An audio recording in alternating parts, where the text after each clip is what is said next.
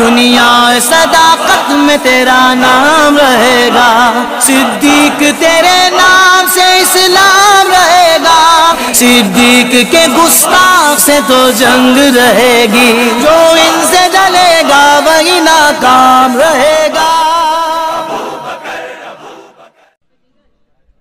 अस्सलामु अलैकुम।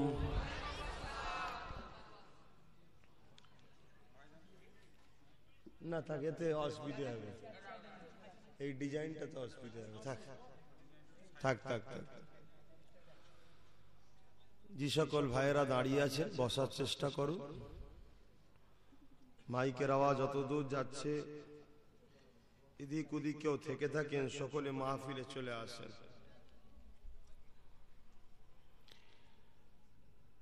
ইমাম সাহেব সংক্ষেপে আলোচনা করেছেন,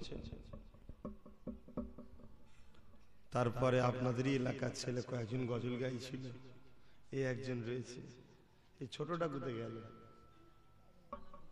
আলামিন কই, ও একটা গজল গাইলে দেখবেন খুব ভালো, আর একটা ছেলে।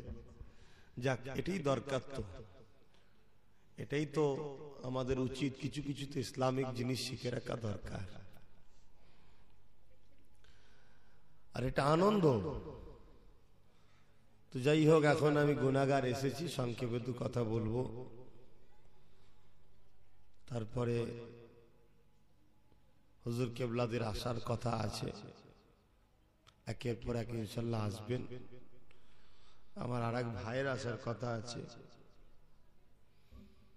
এখন দোয়া করুন আল্লাহ আমাকে দু কথা বলার তৌফিক দেন, বলুন আল্লাহুম্মা আমিন।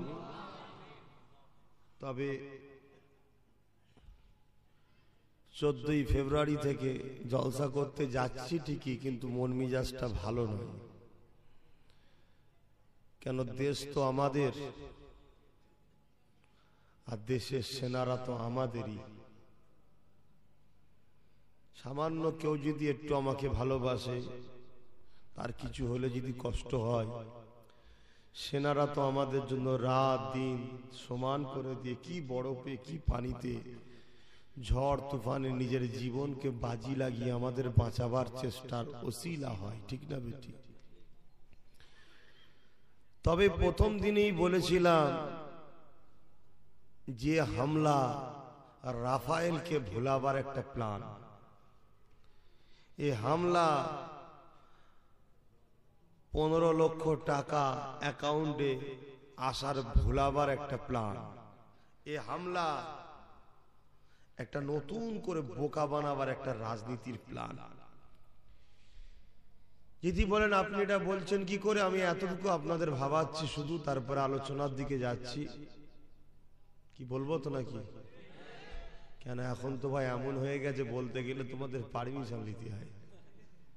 তাহলে সব জায়গায় মাথা গরম করলে এখানে করবে না জানি? আমি খুব কড়া মানুষ, শরিয়াত খুব ভালো বুঝি আমি, ইনশাআল্লাহ। আমার দয়ার নবীর কদম মোবারকের ওসিলায়, আমার মুজাদ্দিদ জামানের দুয়ার ওসিলায় খুব ভালো বুঝি। আল্লাহ রসুল নিজের দেশের জন্য কেঁদেছিল, সেই নবীর উম্মত যদি দেশকে না ভালোবাসে কেমন মুসলমান? আজকে 200 টন 200 কেজি বিস্ফোরণ এবং স্করপিও গাড়ি, এটা কি পাকিস্তান থেকে আনা হয়েছে নাকি? আমার দেশের কিছু গাদ্দার আছে, তারাই দিয়েছে, ঠিক না বেটি? এবং একটা মিলিটারি, একটা মন্ত্রী গেলে কত গার্ড দেওয়া হয়, একটা মন্ত্রী গেলে কত গার্ড দেওয়া হয়, কত চেকিং হয়। 2500-র ওপরে একটা প্রশাসন, কি বলে, বিএসএফ, আমার দেশের সেনাবাহিনী যাচ্ছে, তাদের জন্য সুরক্ষিত নয় কেন? 14 দিন আগে খবর পেয়েছে যে একটা হামলা হতে পারে, তারপরে হলো কি করে? আজকেই খবরে দেখছি। কি করছিস? এত সাহসী সামনে থেকে, এই হাসছো কেন? কাট।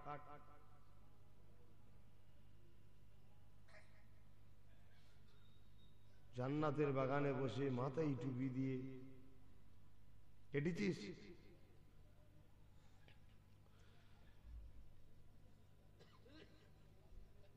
আজকে একটা খবর দেখলাম যে পাকিস্তানের এজেন্ট ইউপির বিজেপির যুব নেতা মেন হেড সমস্ত ইন্ডিয়ান আর্মিদের খবর পাকিস্তানকে দেয়। কথা বুঝছেন না বোঝেন না? এরা নিজেদের গদির জন্য আমার দেশে জেনাদে ঘরে শহীদ করে দিচ্ছে, আর কিছু হলেই শুধু বলে পাকিস্তান। পাকিস্তান তো একটা ইস্যু, এটা ইস্যু, মানুষকে বোকা বানাবার একটা কি বলে ঘুটি একটা। এই বাহানায় দেখা যাবে বহু নির্দোষ কাশ্মীরিকে মারবে, মেরে বলবে সন্ত্রাস মেরেছি। কে দেখতে যাচ্ছে? তো যাকে এইসব ব্যাপার নিয়ে মন মেজাজ ভালো নয়। এসেছি দু কথা বলবো, আল্লাহ পাক যতটুকু বলান। একবার আপনারা মহব্বতে দরুদ শরীফ পড়েন, আল্লাহুম্মা সাল্লি আলা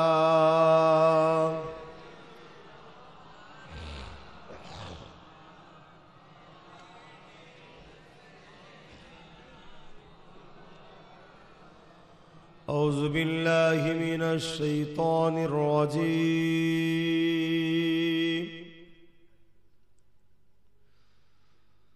بسم الله الرحمن الرحيم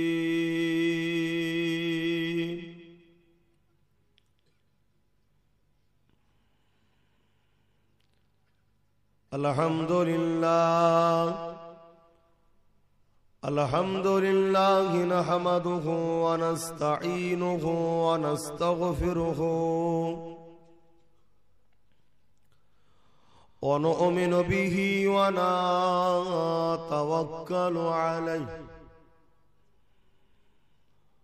ونعوذ بالله من شرور أنفسنا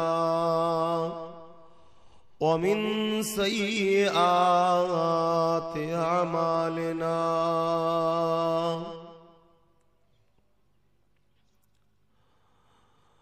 من يهدي الله فلا مضل له ومن يضلله فلا هادي له ونشهد أن لا إله إلا الله وحده لا شريك له ونشهد أن سيدنا وحبيبنا ومولانا محمدا عبده ورسوله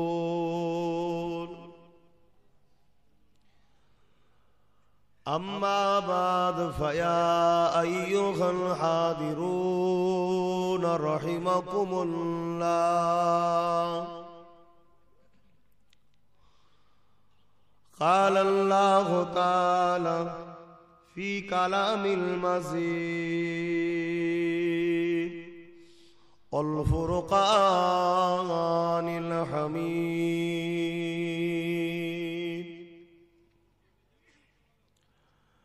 إن الله وملائكته يصلون على النبي يا أيها الذين آمنوا صلوا عليه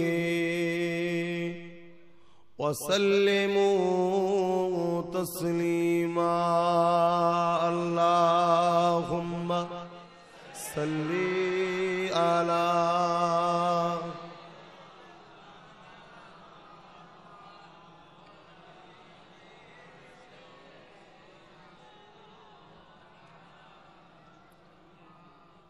اللهم صل على একটু হাই যদি এই কোচির একটু সরে সরে হাই বাবা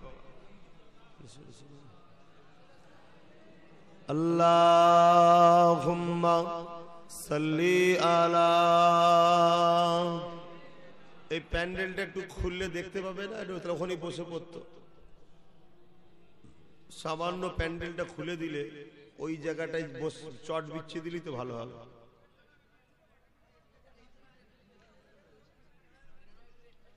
हमें जानो दिन से प्यारा मोहम्मद। এ বাবু ছিঁড়ে ফেলিসনি, প্যান্ডেলের ক্ষতি করিসনি, গুনাহ হবে। আস্তে আস্তে কর, ব্যাস ওইখানটা করে বসে যাও। हमें जानो दिन से प्यारा मोहम्मद, मोहम्मद के गमों है हमारा मोहम्मद। जो आँखों में आए तो कब तक रखेंगे ए पर्दा तुम्हारा हमारा मोहम्मद। अल्लाहुम्मा सल्ली अला।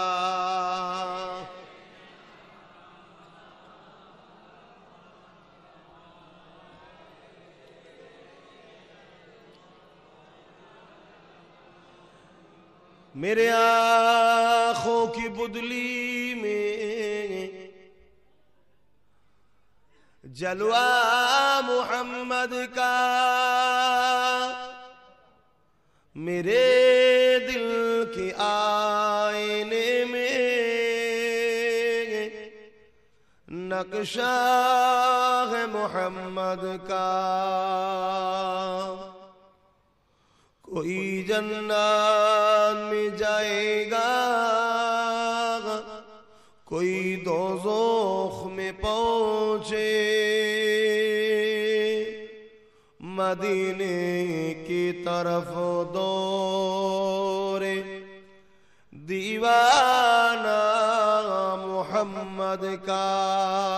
अल्लाहुम्मा सल्ली अला।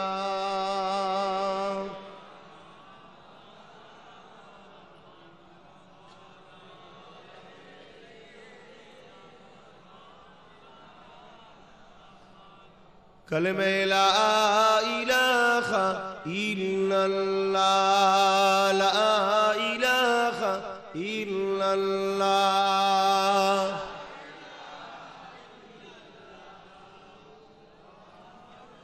हस्बी रब्बी जल्लल्लाह, माफी क़ल्बी खैरुल्लाह। नूर मोहम्मद सल्लल्लाह, हक़ ला इलाहा इल्लल्लाह, ला इलाहा ला इलाहा इल्लल्लाह मुहम्मदुर रसूलुल्लाह, ला इलाहा इल्लल्लाह, ला इलाहा। खूब भालो माशाअल्लाह, जोरे जोरे बोल ला इलाहा इल्लल्लाह, ला इलाहा ला इलाहा इल्लल्लाह मुहम्मदुर रसूलुल्लाह। अल्लाहुम्मा सल्ली अला।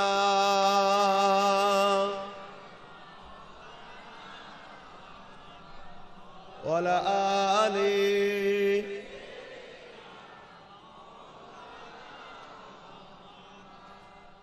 وقال الله تعالى في كلام المزيد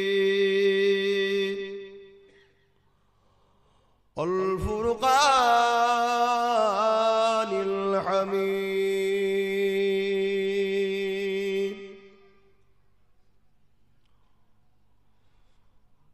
قل إن كنتم تحبون الله فاتبعوني يحببكم الله وأغفر لكم ذنوبكم ذنوبكم والله غفور رحيم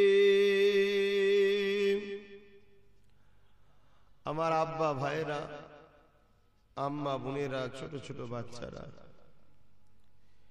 এই দীপা গ্রাম একটা সময় তো খুব মহব্বত করতাম এখনো মহব্বত আছে তো এই গ্রামের বাচ্চা মা বোন মেয়ে বাপ ভাই সবাই একটা সময় খুব ভালোবাসতাম অনেকদিন পরে আসলাম যাক আল্লাহ গ্রামে শান্তি দিক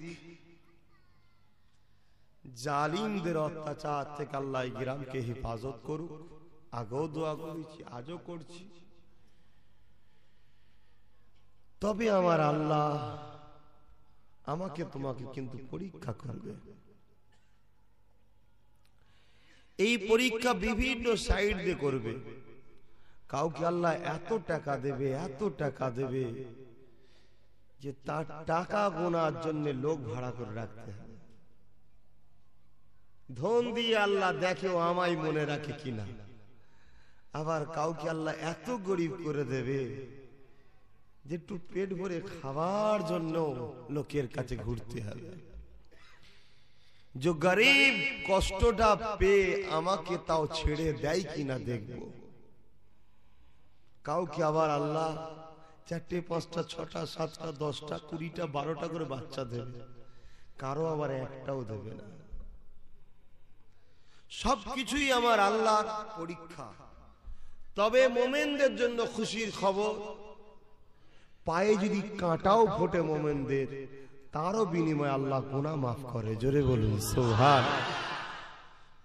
তাই মুমিন যে হবে অর্থাৎ যে রাসূলকে নবী বলে চিনে জানের থেকে বেশি ভালোবেসে মেনে নেয় তাকে বলা হয় মুমিন মুসলমান তাহলে এর উপরে যতই ঝড় ঝাপটা আসুক না কেন মন খারাপ করার কিছু নেই এটা তোমার জন্য গুনাহ মাফের একটা ওসিলা না হয় তোমার মাকামকে আল্লাহ আরো বাড়াচ্ছে তার জন্য একটা কি বলে শুদ্ধ করে নেওয়া নিখুঁত ভাবে তোমাকে তোলা তো যাক আজ এতগুলো মানুষ আমরা আবার একত্রিত হয়েছি আল্লাহ আল্লাহ রসুলের দুটো কথা শোনার জন্য ইতিহাসের পাতা গাওয়া দিচ্ছে যে আজ বিশ্বজুড়ে মুসলমানদের উপরে অত্যাচার জুলুম যেভাবে চলছে এটা নতুন নয় এটা নতুন নয় সারা জীবন সবাই মিলে একজনের বিরুদ্ধে লেগেছে সেটা হলো হকের বিরুদ্ধে অর্থাৎ যারা আল্লাহর দিকে ন্যায়ের দিকে সত্যর দিকে তাদেরই পিছনে যখন ইব্রাহিম খালিল এসে বলেছিল আল্লাহ ছাড়া কোনো মাবুদ নেই আর আমাকে ইব্রাহিম নবী বলে মেনে নাও তখনও দেখুন তাদের উপর অত্যাচার হয়েছিল যারা ইব্রাহিম নবীকে মেনেছিল আল্লাহকে মেনেছিল এইভাবে যুগে যুগে এটা নতুন নয় পৃথিবীর শুরু থেকে যারা এই ন্যায়ের দিকে আছে তাদের উপরে জালিমরা অত্যাচার করে কিন্তু যারা ন্যায়ের উপরে প্রকৃত মজবুত জালিমরা অত্যাচার করতে করতে হাঁপিয়ে গেছে এরা জান দিয়ে দিয়ে দিয়ে চলে গেছে এখনো হাঁপায়নি কেউ জোরে বলুন সুবহান ফেরাউন হাঁপিয়ে মিটে গেছে নমরুদ মিটে গেছে মুসা নবী ইব্রাহিম নবী কিন্তু এখনো মেটেনি জোরে বলুন সুবহান আবু জেল উতবা সাইবা আবু লাহাব মিটে গেছে আবু বকর ওমর উসমান আলী এরা এখনো কিন্তু মেটেনি কোটি কোটি কোটি মানুষ এদের জন্য এখনো কাঁদে আবু জেহেলের জন্য কাঁদার লোক নেই তাহলে ন্যায়ের দিকে যারা থাকবে এদেরকে পরীক্ষা দিতে হবে এদেরকে আল্লাহ পাক বিভিন্ন অ্যাঙ্গেলে পরীক্ষা নেবে আজও চীন থেকে শুরু করে রাশিয়া থেকে শুরু করে আমেরিকা থেকে শুরু করে স্পেন থেকে শুরু করে জাপান থেকে শুরু করে আমার ভারতবর্ষের ইউপি আসাম বিহার চারিদিকে একটা জাতির উপরে সবাই অত্যাচার করছে অথচ জাতি কখনো কারো উপরে অত্যাচার করে না কারো মন্দিরে ঘন্টা বাজলে জাতি বিরোধী করে না কারো গির্জাতে আওয়াজ হলে জাতি বিরোধী করে না, কারো গুরুদুয়ারায় অনুষ্ঠান হলে জাতি বিরোধী করে না, কিন্তু এ জাতি 5 মিনিটও লাগে না মসজিদে আজান দিলে সবাই বিরোধী করে, ঠিক না বেটি? এটা সিস্টেম, এতে মন খারাপ করার কিছু নয়। এর মধ্যে দিয়ে আমাদের জীবন যাপন করতে হবে। তবে হ্যাঁ, আমার বক্তব্য হলো এই জায়গায় দলবদ্ধ হও, একতা হও। না হয় তোমাদের বাচ্চা বাচ্চা ছেলেগুলোকে বাঁচতে দেবে না, তোমাদের বাচ্চাদের মাথা তুলে দাঁড়াতে দেবে না। আর আমাদের ঈমান বড় কমজোর হয়ে গেছে। যে পরীক্ষা সাহাবাদের উপরে হয়েছে, ওই পরীক্ষা যদি আমাদের উপরে নেওয়া হয়, আমাদের বাঁচা বড় মুশকিল হয়ে যাবে। ইতিহাস গাওয়া দেন আল্লাহ নবীর সাহাবাদের উপরে কি অত্যাচার হয়েছিল, যা আপনারা সবাই জানেন ইতিহাসের কথা। এবং আমার নবী আলাইহিস সালামদের উপরে কত অত্যাচার হয়েছিল, যা আপনারা সবাই জানেন ইতিহাসের কথা। আমাদের নবী আলাইহিস সালামদের আহলিয়াদের উপরে, স্ত্রীদের উপরে কত অত্যাচার হয়েছিল, যা আমি আপনি সবাই জানি। তথাপি আবার স্মরণ করে দিয়ে যায় আম্মা জান হযরতে হাজেরার কথা।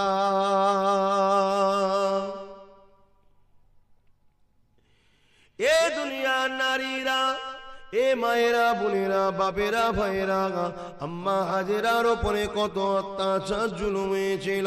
এটা আল্লাহর পক্ষ থেকে পরীক্ষাও ছিল। হাজেরাকে দেখিয়ে আল্লাহ দুনিয়ার মানুষকে জানিয়ে দিল, আমার যারা প্রেমিক হয় তারা দুনিয়ার সমস্ত বিপদের সম্মুখীন করতে প্রস্তুত আছে, কিন্তু কখনো দিল থেকে আমি আল্লাহকে সরাতে রাজি নয়।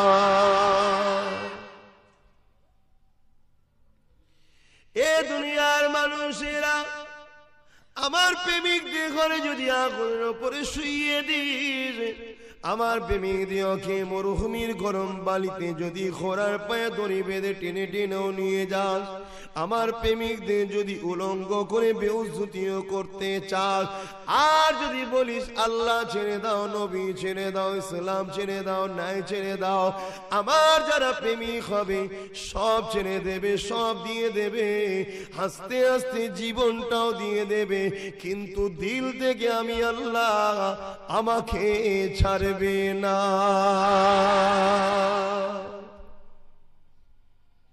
এরকমটাই ঘটেছিল আম্মা জান হযরতে আসিয়া হুজুরের উপর।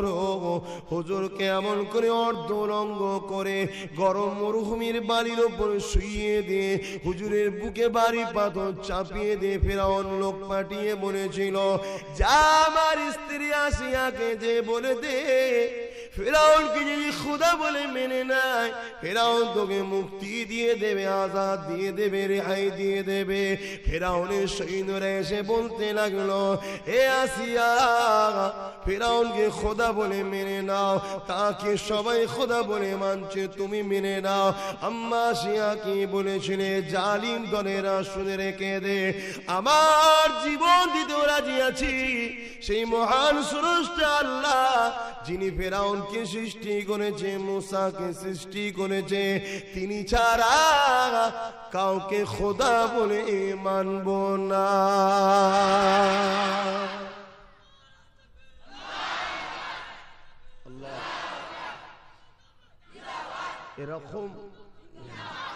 এরকম অনেক পরীক্ষা আসবে, তবে আল্লাহর কাছে মাফি চান যে এত কঠিন পরীক্ষা যেন আল্লাহ আমাদের না নেয়।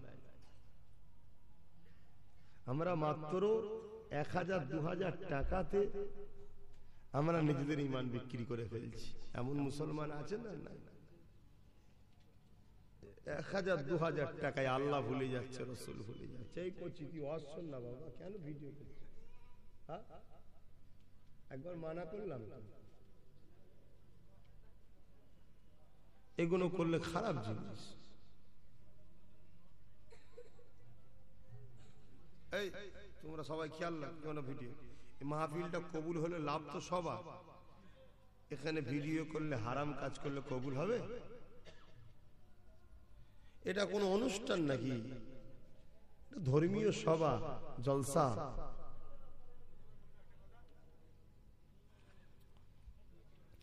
বাপেরা, নজওয়ান, তরুণেরা, আব্বারা, এ নবী পাকের প্রেমিকেরা আল্লাহ নবীর সাহাবাদের দিকে তাকিয়ে দেখেন, সাহাবাদিগকে আল্লাহ কেমন পরীক্ষা নিয়েছে, আর তিনারা প্রেমের পরীক্ষাতে কেমন ভাবে কামিয়াব হয়েছে।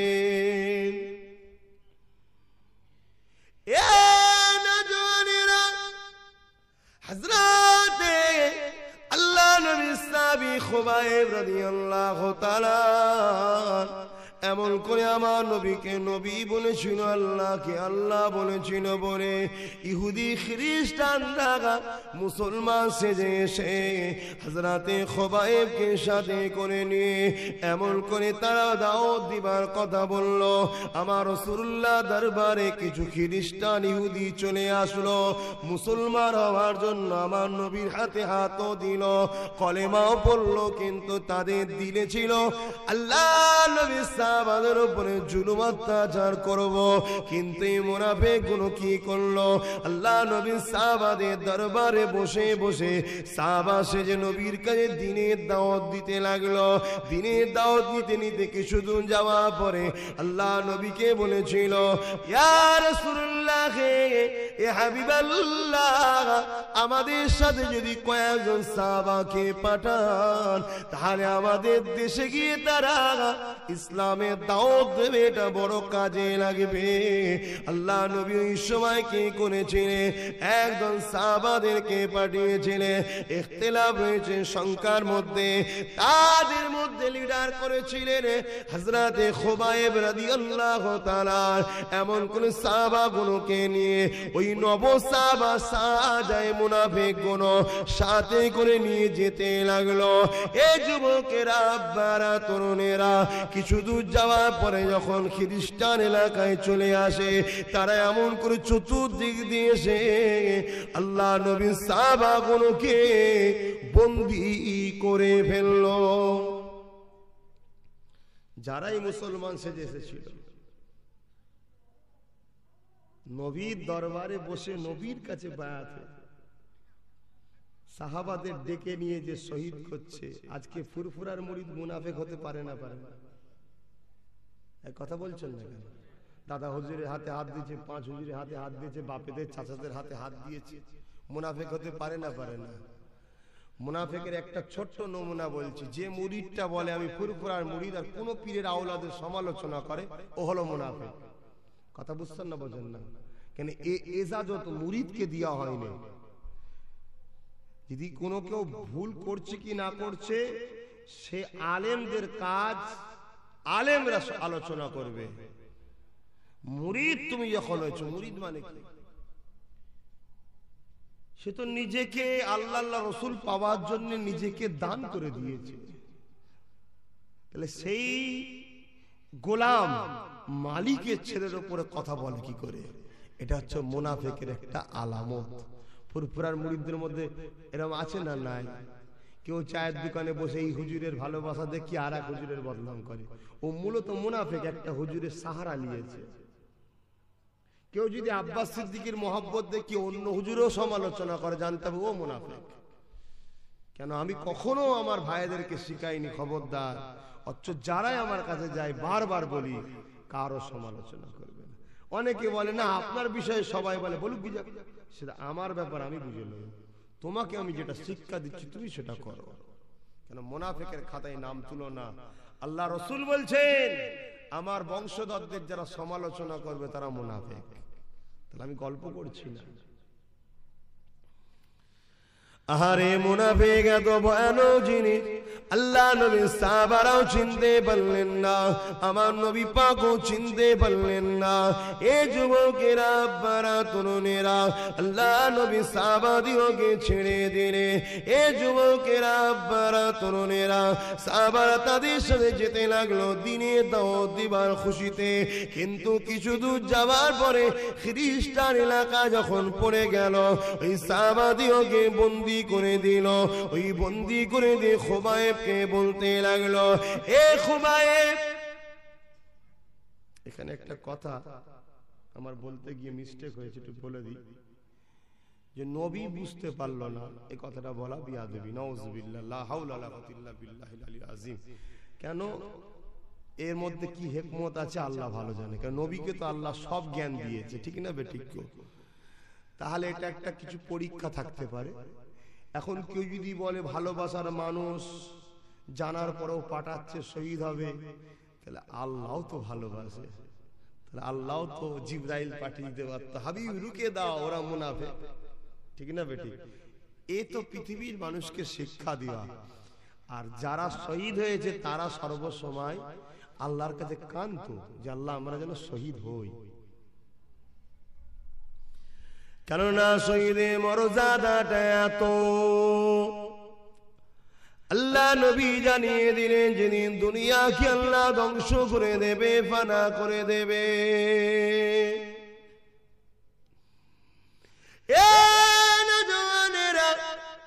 আল্লাহ যদি হিসাবে দিন করবে, হিসাবে দিনের পরে জান্নাতীরা জান্নাতে চলে যাবে, জাহান্নামীরা জাহান্নামে চলে যাবে। আল্লাহ আমাদেরকে যেন জান্নাতি দান করে, বলুন আমিন। আল্লাহ পাক জান্নাতি দিগকে জিজ্ঞাসা করবে, এ জান্নাতীরা তোমরা যে দুনিয়ায় ছিলে আর আজকে জান্নাত পেয়েছো, তোমাদের কাছে দুনিয়াটা বড় ভালো লেগেছে না এই জান্নাতটা বড় ভালো লেগেছে? সবাই একটাই কথা বলবে, আল্লাহ আমরা এই দুনিয়ার জায়গা থেকে জান্নাতটা অনেক ভালো জায়গা, অনেক উত্তম জায়গা, অনেক শান্তির জায়গা। আমার আল্লাহ বলতে লাগবে, এ বান্দা বান্দি রে, তোমরা কি দুনিয়া জমিনে যেতে চাও? সবাই বলবে না আল্লাহ যাব না। এক শ্রেণীর বান্দা দাঁড়িয়ে যাবে, ও রব্বি আল্লাহ আমরা দুনিয়া জমিনে যেতে চাই। আমার আল্লাহ সেদিন জিজ্ঞাসা করবে, এ আমার বান্দা রে, দুনিয়া জমিনে কেন যেতে চাও? কি এমন জিনিস দুনিয়া জমিনে আছে আমার জান্নাতে যেটা নাই? কি এমন শান্তি দুনিয়াতে আসে? ওই সময় বান্দাগুলো বলতে লাগবে, ও রব্বি আল্লাহ দুনিয়ার জমিনে একটা জিনিস আছে যেটা তোমার জান্নাতে নাই, বাকি সমস্ত জিনিস তো তোমার জান্নাত অনেক উত্তম জায়গা আল্লাহ। ওটা হলো কি? দুনিয়ার জমিনে এখন আমরা নিজেদের জানগুলো, আমরা নিজেদের গলাগুলো আল্লাহ তোমার মোহাব্বতে যখন কাটাতাম, আমরা আমাদের জানগুলো তোমার জন্য যখন দিয়ে দিতাম, ধারালো তরোয়াল দিয়ে আমাদের গলাগুলো যখন তোমার মোহাব্বতে কেটে দিত, ওই যে মজাটা তোমার রাস্তায় শহীদ হওয়া, এই মজাটা আল্লাহ অন্য কোনো মজাতে না। এরকম মজা অন্য কিছুতে নাই। যারা শহীদ হয়েছে তারা শহীদের মজা জানে। শহীদ হওয়াটাও তো কপালের ব্যাপার, কি গো, ঠিক না? কত সাহাবারা জিহাদের মাঠ থেকে ফিরে এসে কাঁদতেন। রাসূল জিজ্ঞেস করছেন, কাঁদছো কেন? বাবা, হুজুর আমি শহীদ হলাম না তাই কাঁদছি। আর আমরা বাঁচার জন্য ছুটছি।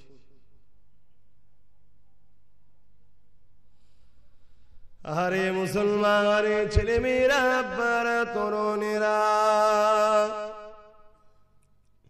এ নবী পাকের প্রেমিকেরা, আল্লাহ নবী সাহাবাদের কথা বলছিলাম। পরীক্ষা আল্লাহ নিয়েছিলেন। হযরতে খুবাইবের সামনে তিনার সাথী ভাই দিওকে একটা একটা করে হত্যা করতে লেগেছে, শহীদ করতে লেগেছে। আল্লাহ নবী সাহাবী হযরতে খুবাইব চোখ দিয়ে পানি বেরোয়। ওই নিষ্ঠুর পাষাণ মুনাফিকেরা বলতে লেগেছে, এ খুবাইব, খেবরে যেও না, তোমাকে আমি ছেড়ে দেবো, তোমার জায়গায় মুহাম্মদ রাসূলকে এনে দাও। খুবাইব তুমি ঘরে কি আনন্দ খুশিতে থাকবে।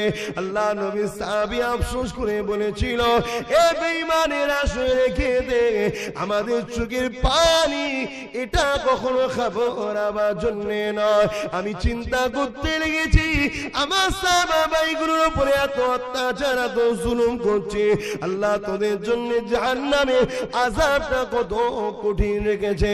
এ বেঈমান নিষ্ঠুর পাষাণেরা শুয়ে রেখে দে, কি কথা বললি, আমাকে ছেড়ে দিবি? আমি আমার স্ত্রী ছেলে নিয়ে ঘরে থাকবো, আর আমার জায়গায় আমার রসুলকে শহীদ করবি। শুনে রেখে দে, জেনে রেখে দে, আমরা আমার নবীকে এত ভালোবাসি। কেউ যদি বলে রাসূলুল্লাহর পায়ে কাঁটা ফোটানো হবে, ওর বিনিময়ে খুবাইব জান দেবে, কে বলো? আমার জান দিওয়াতে যদি নবী পাকের পায়ে কাঁটা ফুটানোটা বন্ধ করতে হয়, আমি আমার জান দিয়াকে পছন্দ করব, আল্লাহ নবীর পায়ে কাঁটা ফোটাটা পছন্দ করি না।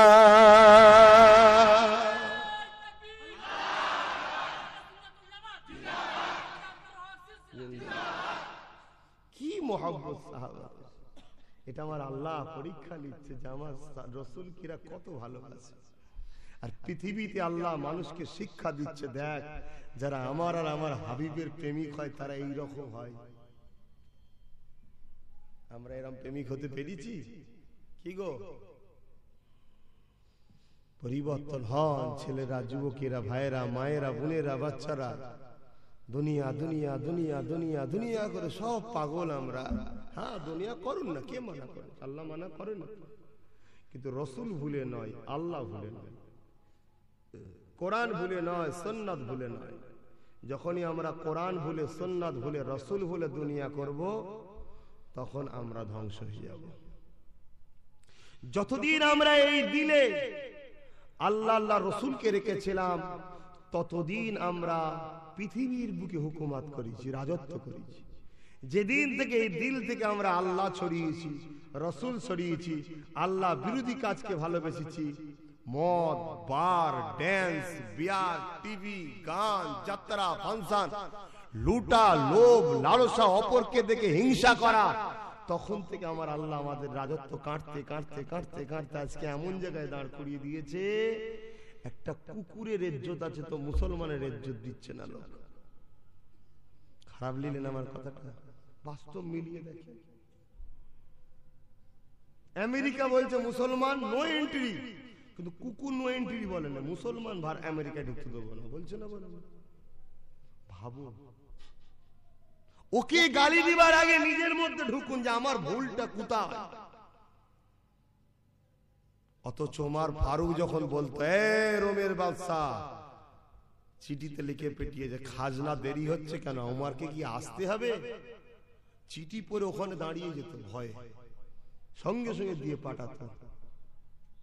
আর আজকে সেই মুসলমান আমরা কত অপমান, একটাই কারণ, আমরা ধোঁকাবাজি করছি।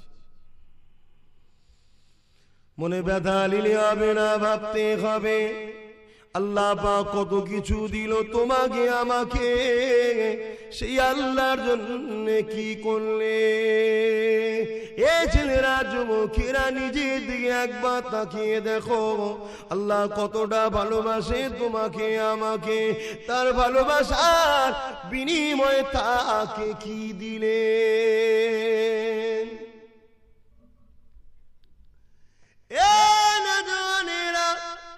দুনিয়া জমিনে আমরা বাপের জন্য কত কিছু করছি, করুন কেন? বাপকে ভালোবাসলে আল্লাহ খুশি হবে। মায়ের জন্য কত কিছু করছেন, করুন, মাকে ভালোবাসলে আল্লাহ খুশি হবে। স্ত্রীর জন্য কত কিছু করছেন, করুন, স্ত্রীকে ভালোবাসলে আল্লাহ খুশি হবে। কিছু করছেন, করুন, কেননা স্বামীকে ভালোবাসলে আল্লাহ খুশি হবে। সন্তান ছেলে পুলেদের জন্য কত কিছু করছেন, করুন, কেন এদের জন্য ভবিষ্যৎ পাওয়ার জন্য তোমাদেরকে আল্লাহ অভিভাবক গার্জেন বানিয়ে দিয়েছে। এদেরকে ভালোবাসলে আল্লাহ খুশি হবে।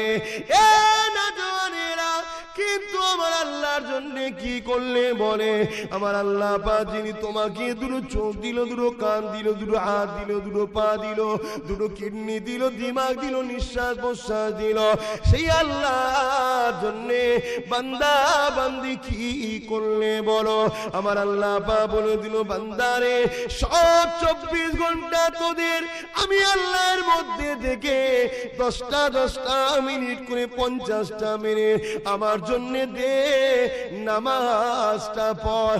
বান্দারে সবটাই করলে, সবার জন্য কাজ করলে, নেতার জন্য করলে, নেত্রীর জন্য করলে, সবার জন্য করলে, আজকে হুজুরের ছেলের জন্য সময় দিলে, আমার আল্লাহর জন্য 10টা করে 50টা মিনিট কেন দিলে না?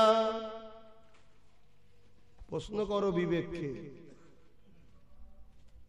আজ আমার জন্য ছুটে ছুটে এলে, খারাপ নয়, ভালো। চলো নবীর বংশের বাচ্চা দেখতে যাবো, এটাও সওয়াবের কাজ। কিন্তু এটা যেমন তুমি করতে পেরেছো, যে আল্লাহ আমায় নিয়ে এলো, আমায় সৃষ্টি করলো, আমাকে দুটো বলার ক্ষমতা দিচ্ছে, তাই তো শুনতে পাচ্ছ, সেই আল্লাহর জন্য কেন 50টা মিনিট দিনের বেলা বেরোলো না ডেলি? এইটাই আমার বক্তব্য। যদি তোমরা ভাবো পরিবর্তন অবশ্যই হয়ে যাবে। আমি তো নিচেই বসি না, ছটফট হচ্ছে, দিক ওদিক হচ্ছে না।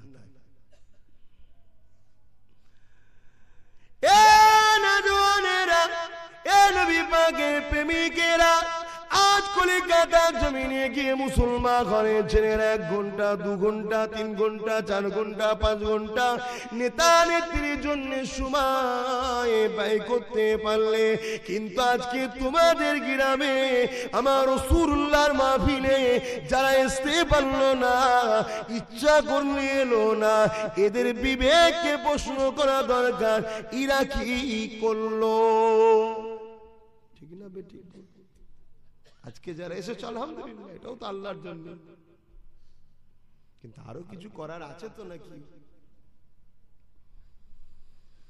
আজকে কেউ দুবেলা দুমুঠো ভাত দিল, একদিন যদি কেউ ভালো মন্দ করে খাওয়ায়, বা 100টা টাকা যদি কেউ দেয়, তার উপরে একটা দিল লেগে যায়। আহারে আমার আল্লাহ কত মূল্যবান দুটো চোখ দিল, সে আল্লাহর সাথে দিলটা লাগলো না কেন? এটা কি ধ্বংসের আলামত নয়? কে দিয়েছে এই দুটো চোখ? 2 কিলো গম দিচ্ছে, বাপরে বাপ, নেতার জন্য মারপিট করে রক্ত জোয়ার বইয়ে দিচ্ছে। এখন গম থেকে একটা সাইকেল হয়েছে, নেতা নেত্রীর জন্য পাগলা হয়ে যাচ্ছে মুসলমান। আর আমার আল্লাহ দুটো চোখ দিয়েছে, সেই আল্লাহর জন্য কবার মারপিট করেছো বলো? কত মসজিদ অপমান, কত মাদ্রাসা অপমান, বারবার আজান নিয়ে অপমান, কোরআন নিয়ে অপমান, কতবার তুমি লড়েছো না? সময় নেই, ব্যস্ত, কাজ করতে হবে। আর 100 টাকার জব কার্ডের দেবে এই বলেছে, অমনি গাড়িতে লাভ মেরে উঠে পড়েছে, তখন সময় বেরিয়ে পড়েছে। আল্লাহ দুটো হাত দিয়েছে, সেই আল্লাহর জন্য কি করলে? এই আজ খারাপ লাগছে নাকি? আমি কাউকে জোর করে রাখিনি বাবা, বলবো আমি, যে যার পার্টি সামলাচ্ছে, আমি আমার পার্টি সামলাচ্ছি।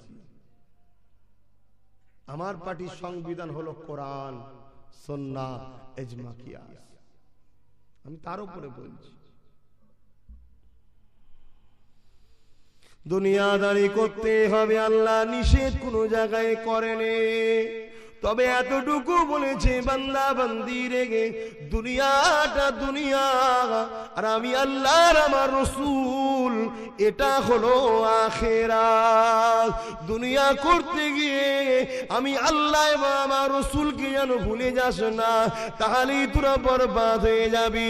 হ্যাঁ, দোকানদারি কর, অসুবিধে নাই, কিন্তু খদ্দের এসে গেছে, এটা তোর দুনিয়া।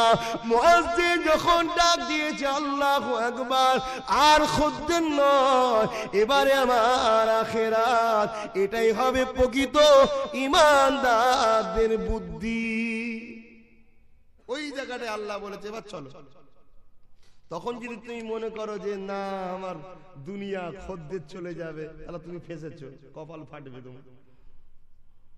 আর যদি তুমি মনে করো না দুনিয়ার প্রয়োজন আছে, তুমি করলাম তো, এবার আখিরাতটাই যাই, আল্লাহ পাক আবার দেবে। এই বাবু বসো, নামাজ পড়েছো, তোমার কথা বলবো, থাকে থাকে নাই গেল, আমার লস তো দুনিয়ায় হবে, আখিরাতটা তো গেল না।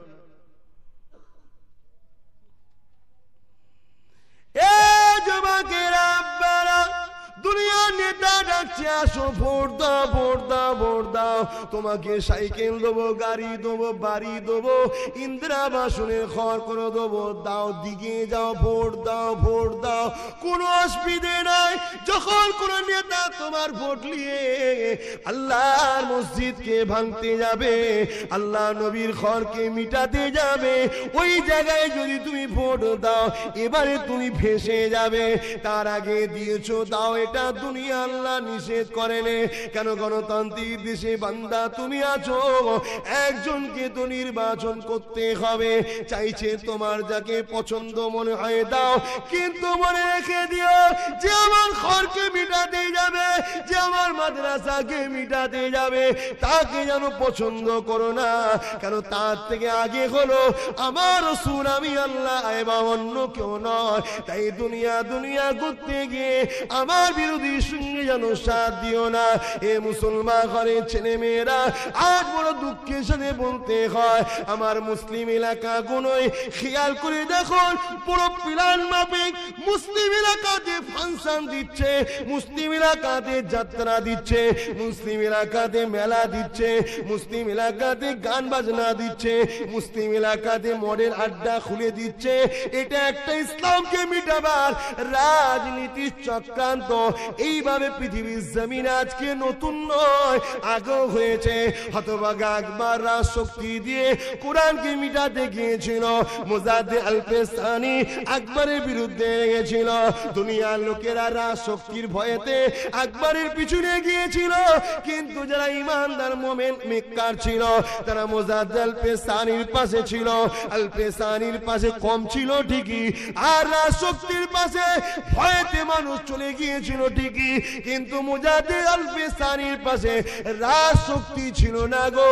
রাজশক্তির গদিতে যিনি বসায় সেই আল্লাহ মুজাদ্দিদ আল-পেসানির সাথে ছিল।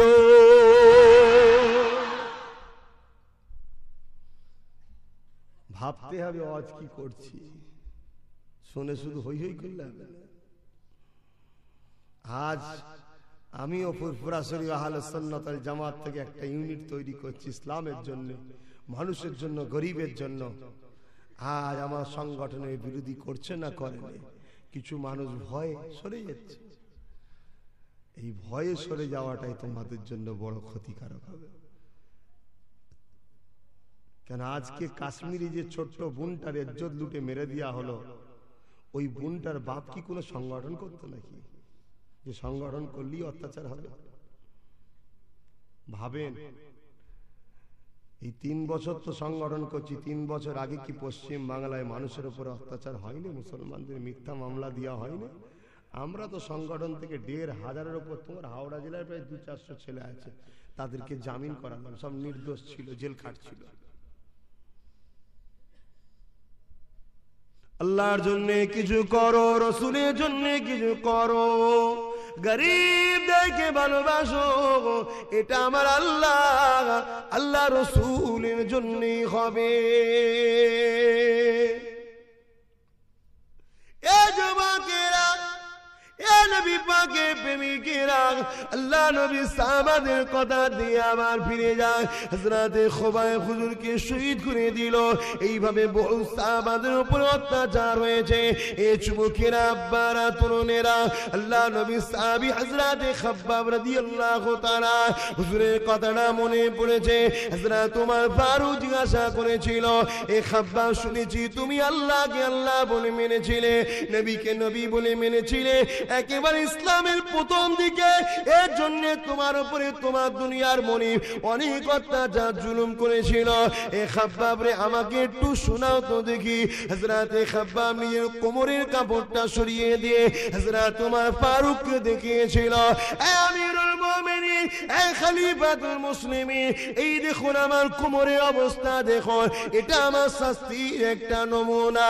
এইভাবে কি জন্য এই কোমর? হযরত ওমর চমকে উঠে বললেন, এই কোমর কি ব্যাপার? কারণ আল্লাহ প্রতিটা মানুষকে সুন্দর করে বানিয়েছে, কোমরে গোস্ত দিয়েছে, এটা মানার।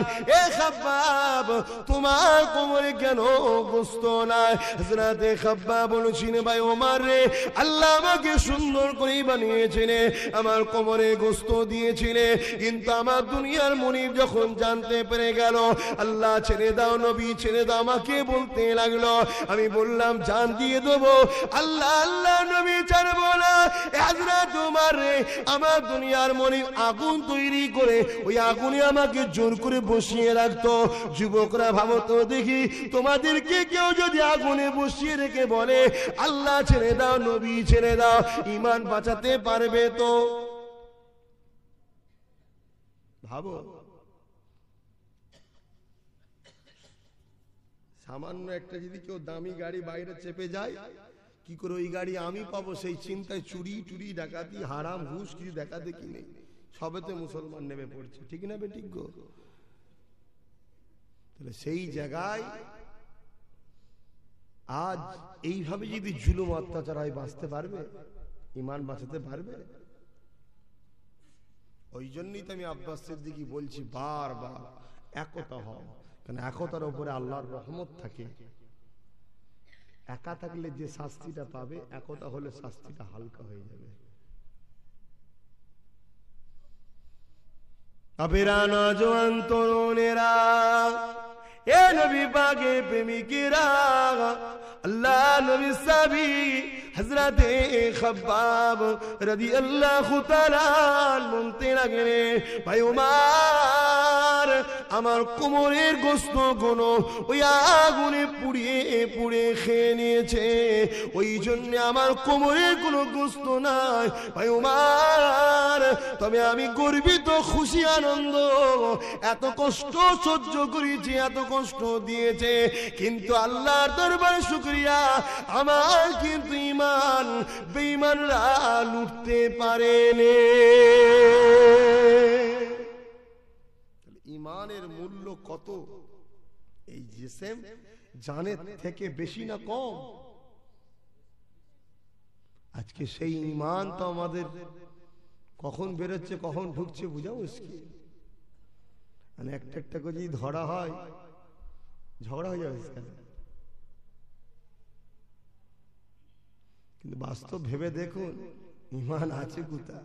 আল্লাহ মাফ করুক। যার জন্যে যার দিল মসজিদ মাদ্রাসা, গরিব মা বোন এতিম অসহায়ের জন্য কাঁদে না, মনে হয় সে দিলে ঈমান আছে। আজকে কি হচ্ছে? কলিকাতায় প্রোগ্রামটা করলাম, যেখান থেকে বলেছে ভাইজান আমাদের বিরোধী করেছে, আমাদের বিরোধী করেছে, কারা করেছে? বাবা বলছে মুসলমান। তাহলে বিরোধী কখনো কোনো জায়গায় শুনলাম না যে হিন্দুরা করেছে, সব জায়গায় শুনলাম মুসলমান। এদেরকে আল্লাহ শেষ করবে, এদেরকে আল্লাহ শেষ করবে। একটা একটা করে সব শেষ হচ্ছে না, হয়নি? যারা জুলুম করবে, অন্যায় করবে, তাদেরকে শেষ করবে, কিন্তু একটু দেরি হবে। কারণ এদের জুলুমটা মুমিনের জন্য ঈমানের পরীক্ষা। কিন্তু যারা মহব্বত করে, ভালোবাসে, তাদের ঘরে কেউ রুখতে পেরেছে? কত মিথ্যা প্রচার করলো। তা বলুন, আমি যে একতাটা করছি ভুল করছি না ঠিক করছি গো? দুঃখের বিষয়, দীপার গ্রামের মানুষ সাথ দিয়েছে কি আল্লাহ পাকি জানে। এরা গেছিল কি তাও জানিনি, এরা মেম্বার হয়েছে কি তাও জানিনি। তবে হ্যাঁ, এই গ্রামের কিছু ছেলে আছে, এইসব রয়েছে, আল্লাহ এদেরকে অনেক বড় করুক। এরা ফ্রিতে নিঃস্বার্থে আমার মুজাদ্দেদ জামানের দরবারে জান লেগিয়ে দিরা খাটে, 3 দিন ইসাল সাহেব মেহমানদারি করে। এদের ঋণ আল্লাহ শোধ করবে।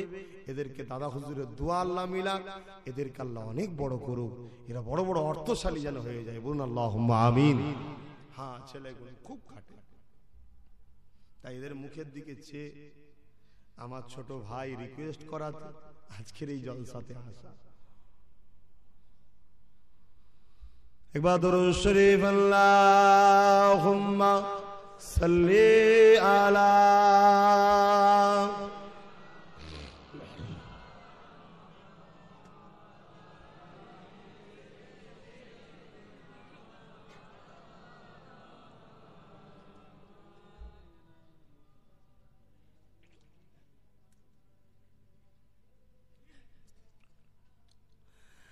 दिल का उजाला नामे मोहम्मद, आंखों का तारा नामे मोहम्मद। दिल का उजाला नामे मोहम्मद, आंखों का तारा नामे मोहम्मद।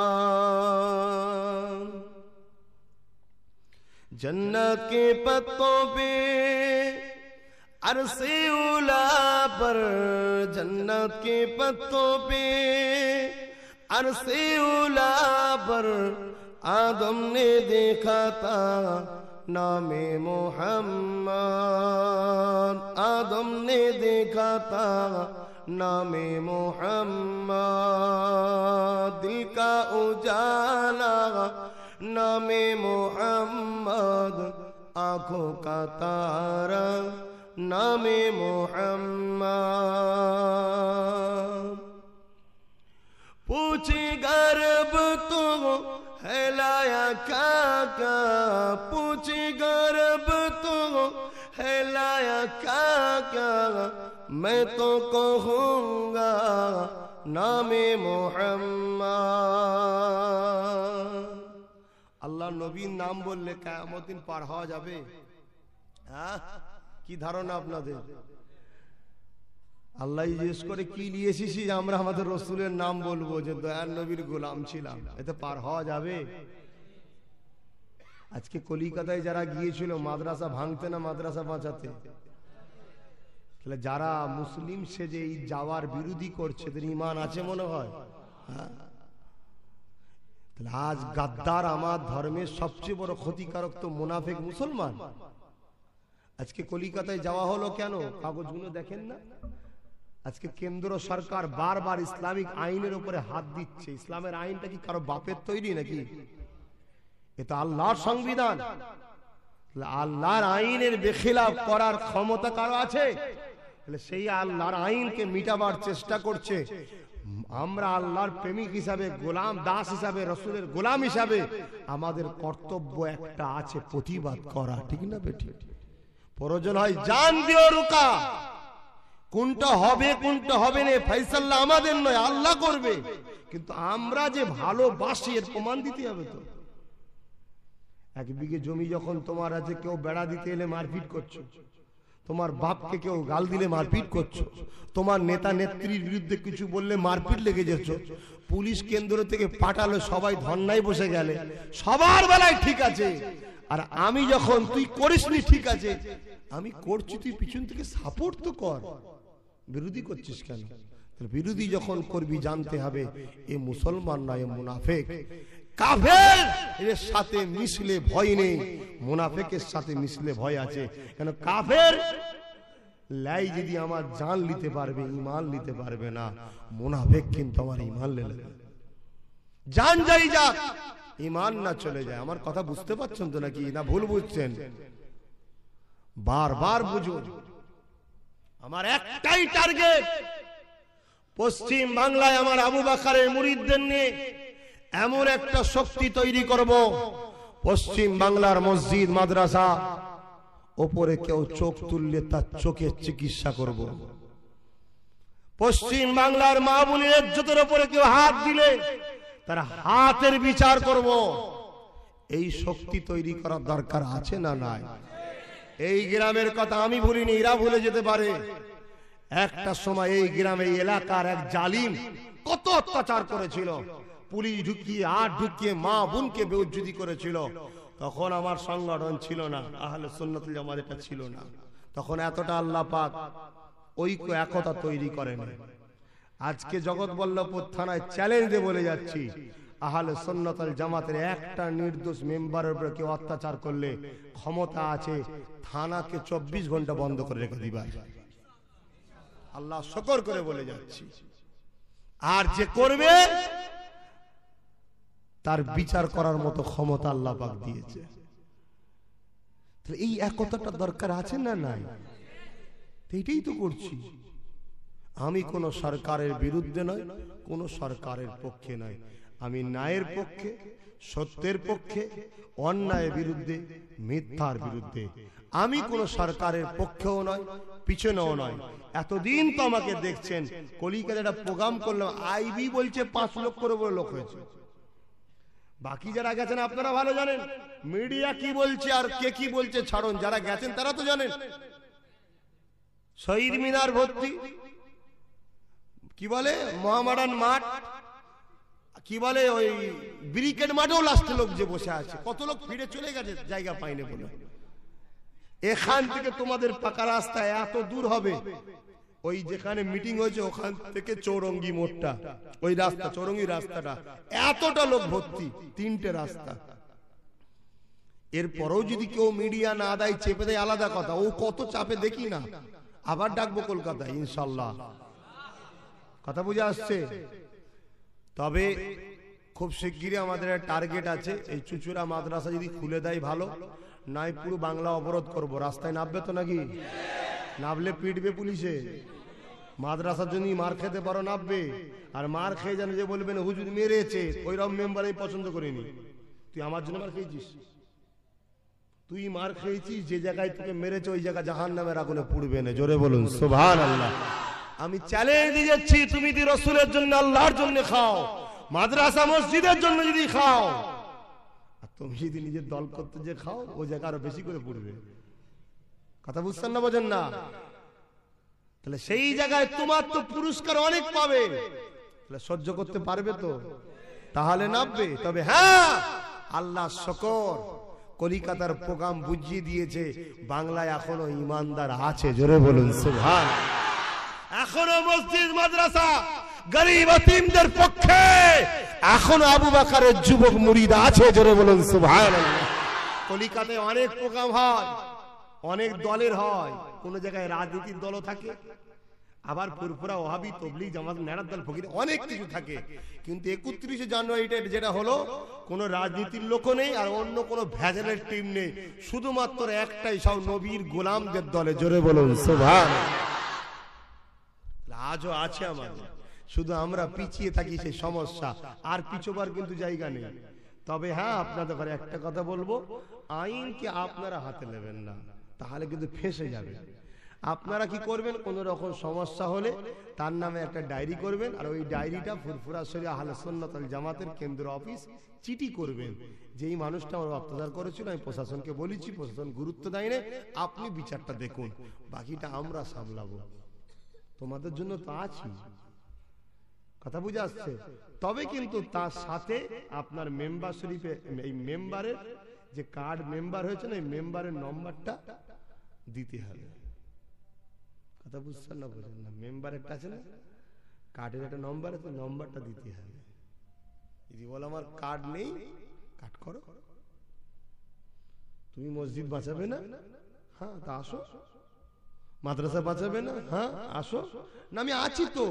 ও ওদিকেও আছে এদিকেও আছে নাকি?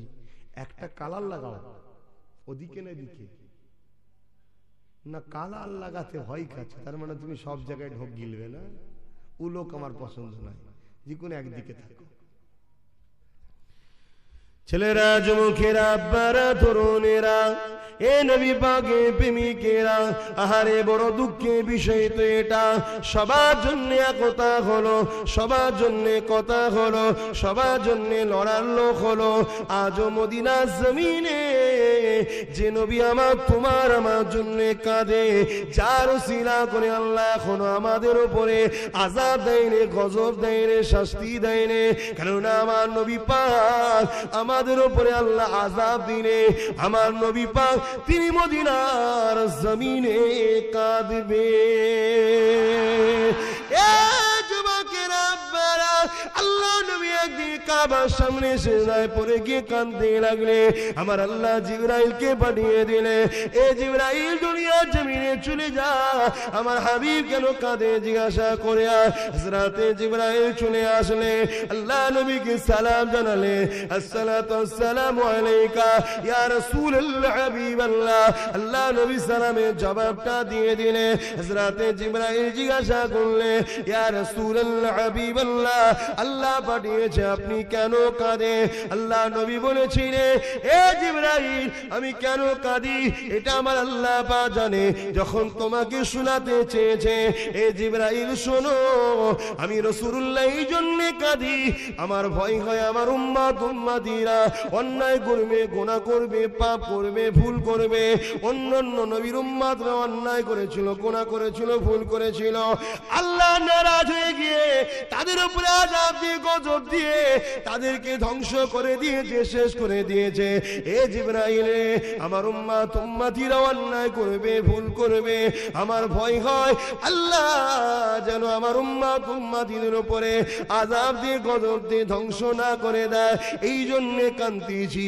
ওই সময় আল্লাহ কি জানিয়ে দিয়েছিলেন, এ জিবরাইল এ আমার হাবিব শ্বাস রেখে দাও, যে রেখে দাও, আমি আল্লাহ তোমাকে এত ভালোবাসি, আমি তোমার খাতিরে কথা দিয়ে দিলাম, দুনিয়া জমিনে যতদিন পর্যন্ত একজন ইমানদার মুমিন মুত্তাকি থাকবে, আপনাকে ভালোবাসবে, আমাকে ভালোবাসবে, দিল প্রাণ আপনার আমার জন্য লেগে থাকবে, এর খাতিরে আমি আল্লাহ ততদিন পর্যন্ত দুনিয়া জমিনে আযাব গজব দিয়ে দুনিয়াকে শেষ করব না।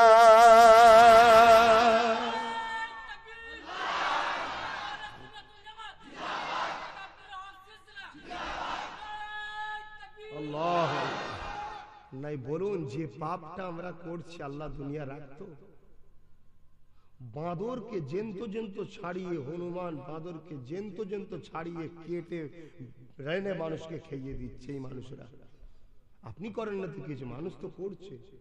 মরা মরা ভাগার থেকে কুকুর, গরু, ছাগল সব কেটে কুটে পিস করে লোককে খাইয়ে দিচ্ছে, করছে না? করে না? মাকে মারছে, বাপকে মারছে, সমাজে নির্দোষ লোকগুলোকে মিথ্যা মামলা দিয়ে জড়াচ্ছে, কি অত্যাচার জুলুম করছে। তথাপি আল্লাহ পৃথিবীকে ধ্বংস করেনি, আযাব গজব দিয়ে আমাদেরকে শেষ করে দেয়নি। কেন? আমার রাসূল কাঁদবে। তাহলে সেই নবীর জন্য লড়ার লোক নেই তো? কে আছে নাই জানি না,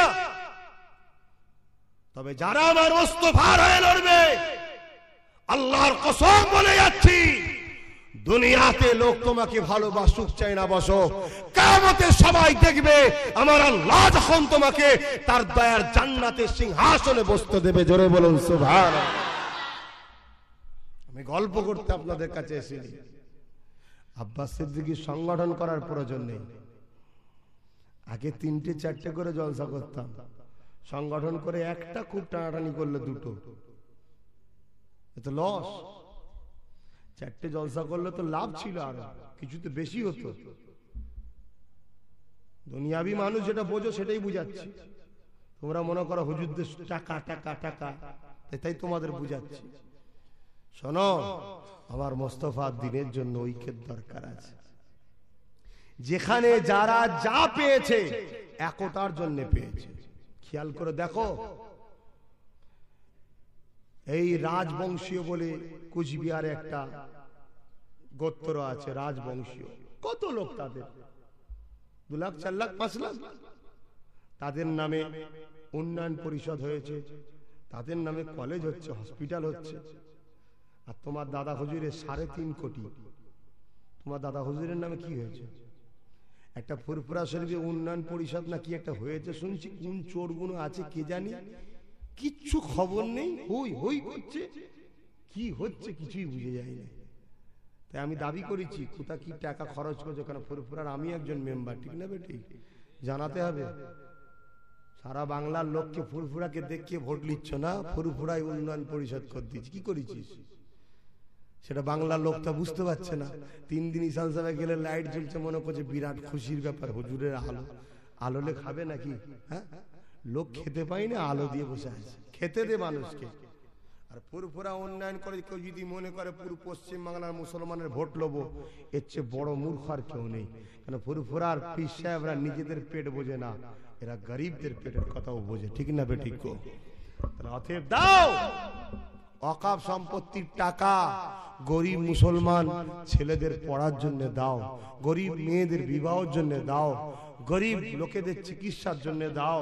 যেসব গরিব ছেলেরা বেকার ঘুরছে, 20 লাখ 30 লাখ করে টাকা দাও। যদি বলেন এত টাকা, এত টাকা, এই শুনছেন না? শোনেন, এত টাকা কতদিন পাবে? শোনো, আমাদের পার বছরে 22 থেকে 30,000 কোটি টাকা ইনকাম হয়। এক একটা মুসলমান 2 কোটি 2.5 কোটি টাকা ঘরে বসে বসে প্রতি বছর পাবে। আমি তো সব ছেড়ে দিয়ে বলেছি 20 লাখ 30 লাখ করে দে। এরপরেও যদি না দেয় আর তোমরা যদি হই হই করো তাহলে তোমাদের কপাল ফাটা। আমার বক্তব্য হচ্ছে, আসো একতা হও, কোন সরকারের বিরুদ্ধে নয়, কোন সরকারের পক্ষে নয়, আমরা আমাদের অধিকারের পক্ষে। যে অধিকার দেবে তার কোলে গিয়ে বসবো, তার দাড়ি পাল্লা ভারী হবে, সে ক্ষমতায় এসে। আর যে অধিকার দেবে না, আমি চিনি না, সে আমার বোনায়ও নয়, আমার মামুও নয়, আমার খালাও না, আমার ফুফাও না, আমার দেখার দরকার না। কথা বুঝছেন না? বোঝেন না? এটা ভুল করছি নাকি?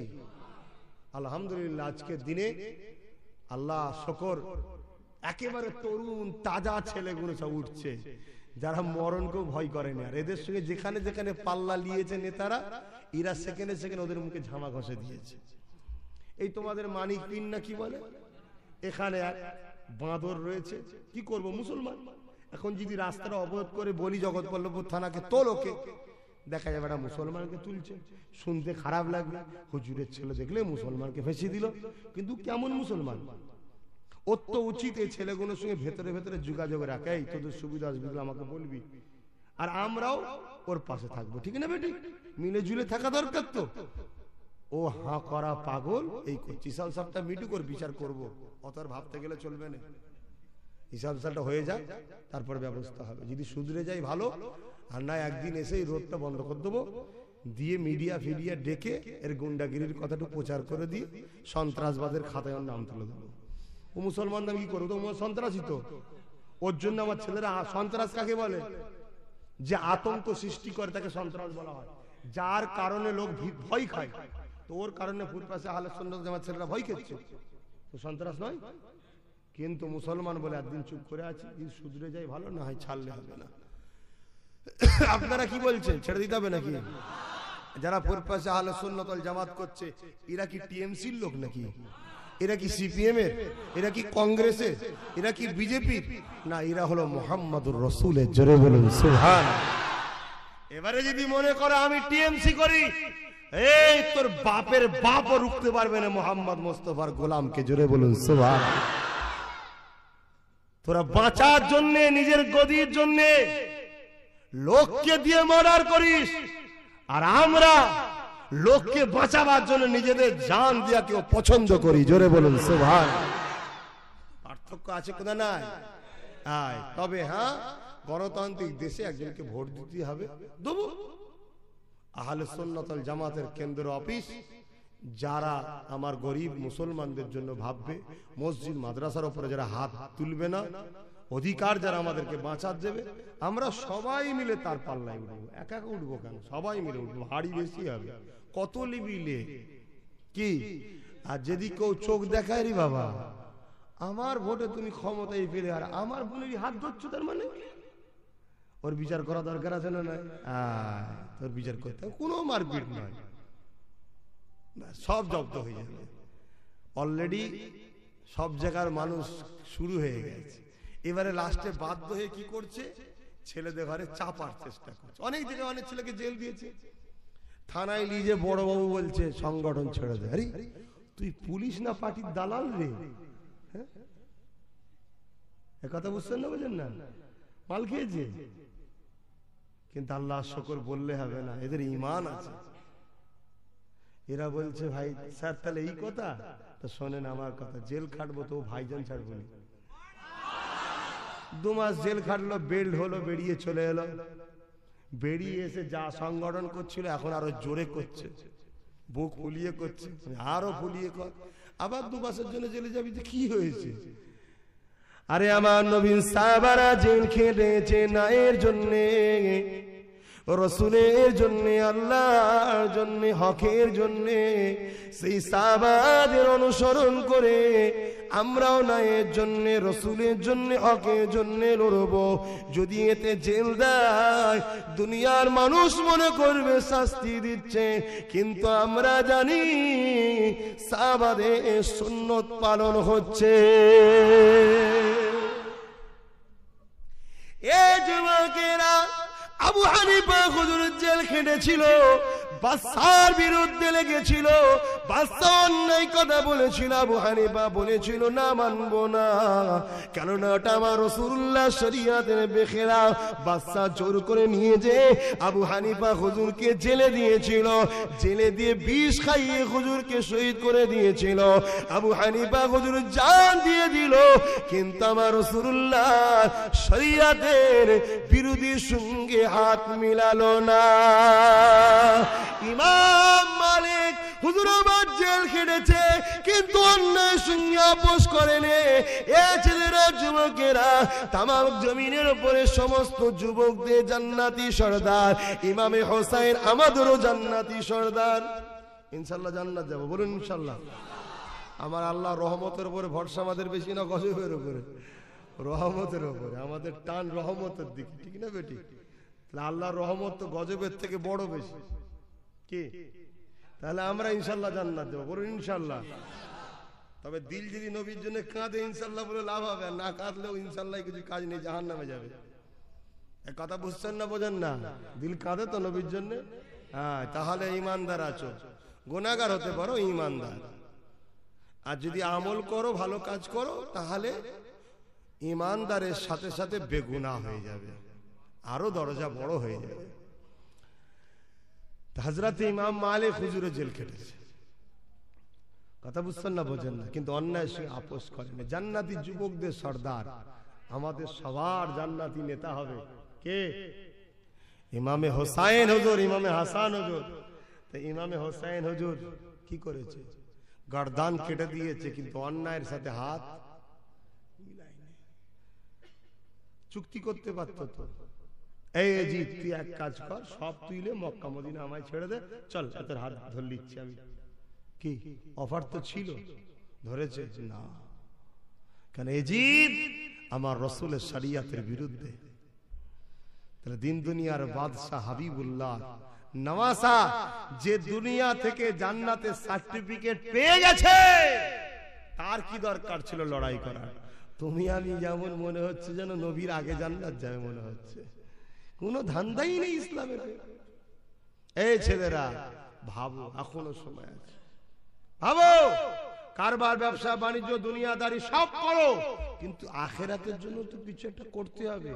কমসে কম গলা ফাটাও, বড় বড় জমায়েত করো। আল্লাহ হাজির হয়েছিলাম, গণতান্ত্রিক দেশ, আমরা চিল্লেছিলাম আল্লাহ, তোমার মসজিদের যারা দুশ্মন ছিল ওদের বিরুদ্ধে চিল্লেছিলাম, কিন্তু কি করবো আল্লাহ, কমজোর। ওরা বড় বড় মেশিন দেখাচ্ছে, গুলি করে দেবে বলছে, জেল দেবে বলছে।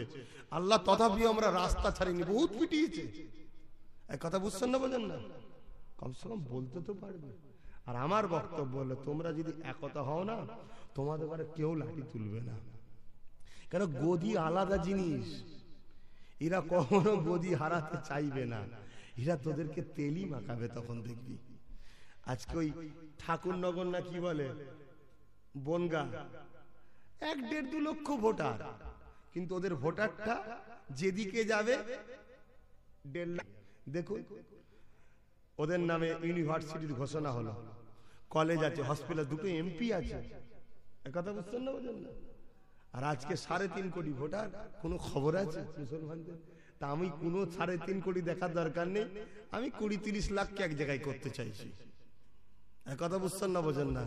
দেখবি তোদের পায়ে তেল মাখাবে, মারা তো দূরের কথা, তোদের দিকে যদি কোনো পুলিশ চোখ তোলে না, তারপর দিনই দেখবি তাকে ট্রান্সফার করে দিয়েছে। তোরা শুধু এক হয়ে যা। কি এক? আহলে সুন্নাত ওয়াল জামাতের হ্যাঁ হ্যাঁ বলো, নাই না বলো, ব্যাস। 72 বছর তো দেখলে অনেককে, দেখেছো না দেখোনি? কংগ্রেস দেখলে, বামফ্রন্ট দেখলে, টিএমসি দেখছো, সুবিধা বুঝছো কিছু? যদি বুঝে থাকো তারা সরে যাও, যারা সুবিধা বুঝুনি তারা চলে আসো, তারা চলে আসো। আর তারা যদি আসে আজকের দিনে 80% হয়ে যাবে।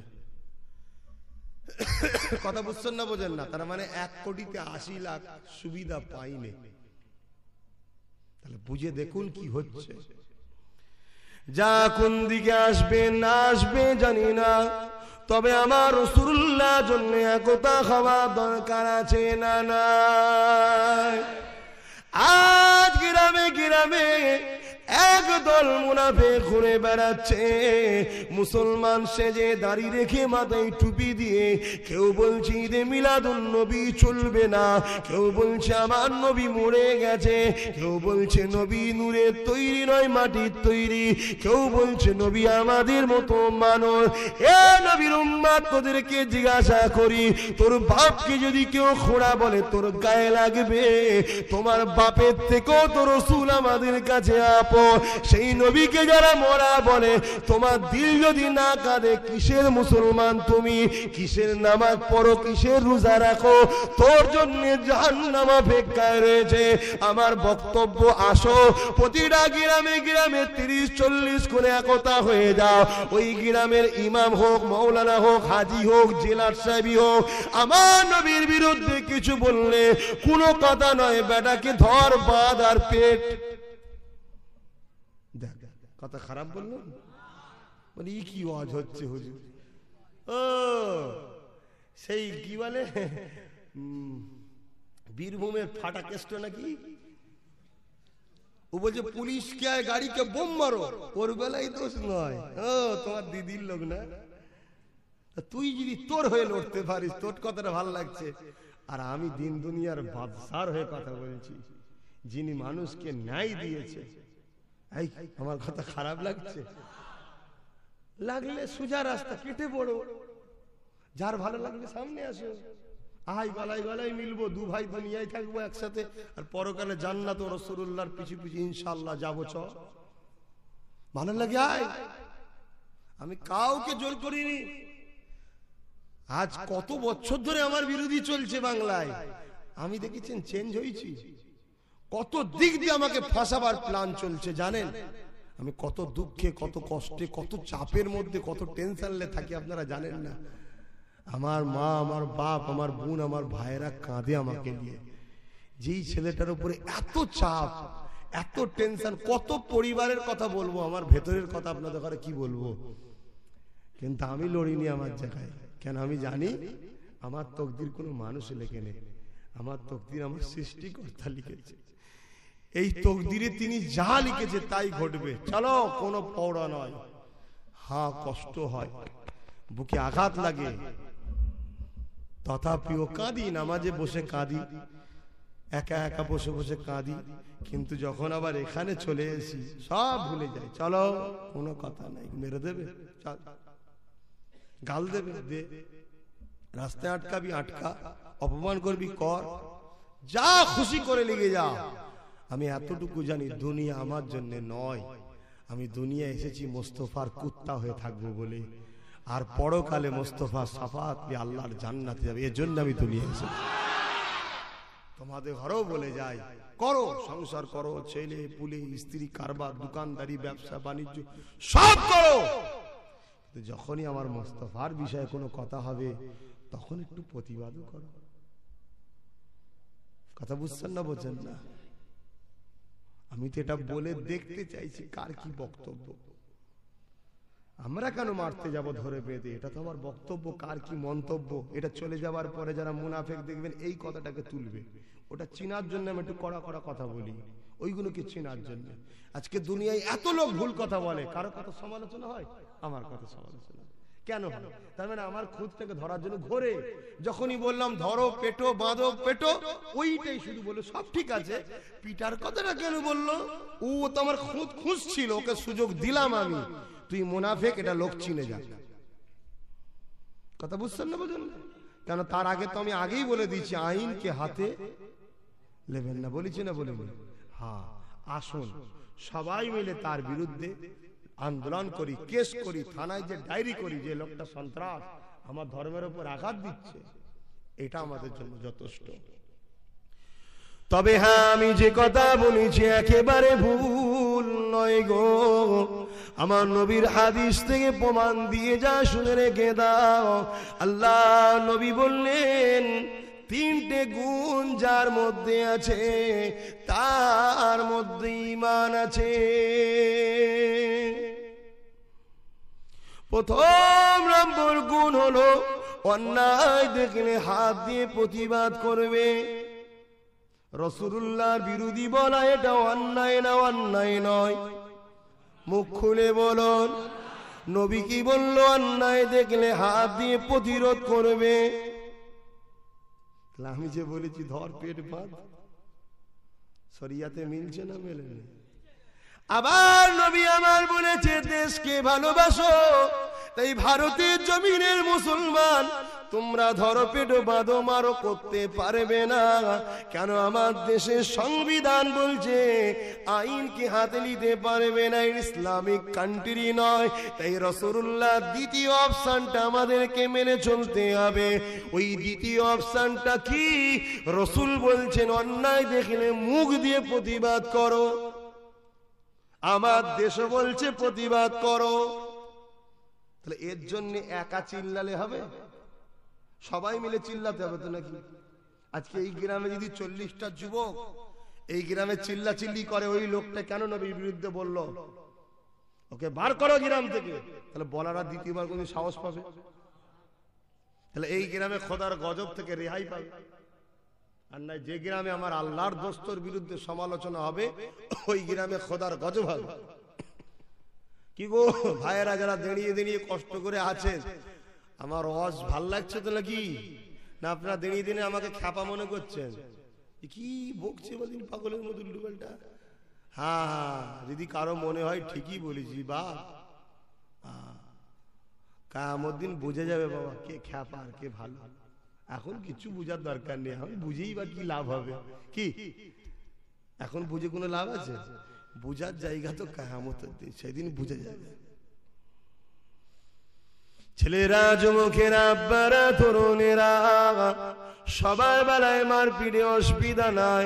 আর যত ফতোয়া আমার রাসূলুল্লাহর ব্যাপারে হয়, এ যুবকেরা, আল্লাহ নবী বললেন 3 নম্বর অপশন, অন্যায় দেখলে হাত দিয়ে যদি রোকার ক্ষমতা না থাকে, মুখ দিয়ে যদি রোকার ক্ষমতা না থাকে, রাসূলুল্লাহ জানিয়ে দিলেন ঘৃণা অন্তর থেকে করে শুনে যাও। কি করে ঘৃণা তোমরা করবে? যদি আমরা অন্যায়গুলো তোমাদেরকে না ধরিয়ে দিই, তোমরা জানবে কি করে কোনটা অন্যায়? 3 নম্বর অপশন কি? ঘৃণা করে দূরে সরে যাও। বলে রাসূল বলছেন এই 3 নম্বর অপশনটা হলো খুবই কমজোরি। খুবই কমজোরি মানে কচুর পাতাতে পানি দিলে কেমন হয়, এই পড়লো, ঠিক না বেটি? ঠিক ইমানটা ঠিক ওই রকম যারা 3 নম্বরে, কখন ইমান যাবে কোনো ঠিক নেই, টলমল করে। কিন্তু দ্বিতীয় অপশনটা ভারতবর্ষের মানুষের, মুসলমানের জন্য ইনশাল্লাহ 1 নম্বরের মর্যাদা রাখবে। যদি আমরা অন্যায়ের প্রতিবাদ করি, কলিকাতায় আমরা বিরোধী করিনি, লড়াই করিনি, আমরা প্রতিবাদ করেছি, ঠিক না বেটি? আর আজকে আমি মাহফিল থেকে প্রতিবাদ করছি। আমি একা করলে হবে না, আপনাদেরও করতে হবে। যেখানেই বসেন না কেন, যেমন বাতিলরা আমার নবীর দিনকে মিটাবার জন্য প্রচার করছে, আপনারা বিয়ে বাড়ি যান আর কুটুম বাড়ি যান আর দোকানে বসেন, রাসূলের দিনের দুশমনদের প্রতিবাদ করুন, প্রচার করুন। কথা বুঝছেন না? বোঝেন না? তবে দেখবেন ওরা নুকোবে আপনাদের হাত থেকে। আর না হয় আপনার ঘরে ঢুকে পড়বে, ঢুকে আপনাকে রাসূলের বিরুদ্ধে নিয়ে যাবে। অসুবিধা হচ্ছে নাকি গো? হ্যাঁ অসুবিধা হচ্ছে কি গো? কি খবর? পার হয়ে গেছে তো টাইম, দেখো কি খবর। ছেলেরা, যুবকেরা, আব্বারা, তরুণেরা, এ নবী পাকের প্রেমিকেরা, বিদায় নিবার আগে বলে দিয়ে যায়, আমার মুসাদ্দুজ্জামান একটা সংগঠন করেছিল। ওই সংগঠনটার নাম হলো যুবকের ডান্ডা, ইসলামের ঝান্ডা। যুবকের ডান্ডা, ইসলামের ঝান্ডা। যত মিথ্যা মাজার ছিল, যত মিথ্যা দরগা ছিল, যত বেদাতি লোক ছিল, যত বেশারিয়াতি কাজ হতো, মুসলমান সেজে দে যেখানে কাজের আসর হতো, ওই যুবকদের প্রতিবাদে এই বাংলাকে আবু বকর সংস্কার করেছে। সেই আবু বকরের 4র্থ প্রজন্ম তোমাদের যুবকগুলোকে এক করে নিয়ে আমিও বাংলার জমিনে আমার রাসূলের বিরোধী কেউ বললে, কোরআনের বিরোধী কেউ বললে, মসজিদের বিরোধী কেউ বললে, ষড়যন্ত্র চালালে ইসলামের বিরুদ্ধে, এই মুনাফিক বেঈমান কাফেরদের প্রতিরোধ করার জন্য ফুরফুরা শরীফ আহলে সুন্নাত ওয়াল জামাত তৈরি করছি। কে সাথ দেবে না দেবে জানি না, তবে আল্লাহর নামে নেমে পড়েছি। যখন নেমেছিলাম কিছুই ছিল না, আজ আল্লাহ শুকর বাংলার অলিতে গলিতে আমার নবীর প্রেমিক যুবকরা তারা তৈরি হয়ে গেছে, ঠিক না বেঠি? এখনো যারা বাকি আছো তোমাদের কাজ হলো ঢুকে পড়ো, কি একটা মেম্বার হও। অর্থাৎ আমাদের জানা দরকার কত মানুষ আমরা একতা হচ্ছি, ঠিক না বেটি? এ যুবকেরা, আব্বারা, এ নবী পাকের প্রেমিকেরা, কার কথা বলতে বলছি? যিনি কিয়ামতের দিনে তোমার আমার জন্য কাঁদবে, যেখানে বাপ ছেলেকে জমিনে শুইয়ে দে বুকে পা দিয়ে দাঁড়িয়ে যাবে, যেখানে মা মেয়েকে জমিনে শুইয়ে দে বুকে পা দিয়ে দাঁড়িয়ে যাবে, যেখানে স্বামী স্ত্রীকে জমিনে শুইয়ে দে বুকে পা দিয়ে দাঁড়িয়ে যাবে। এক কথায় যার উপরে যার জোর চলবে, জমিনে শুইয়ে দিয়ে তার বুকের উপরে পা দিয়ে দাঁড়িয়ে যাবে। সবাই নিজে বাঁচার জন্যে নফসি নফসি নফসি নফসি করবে।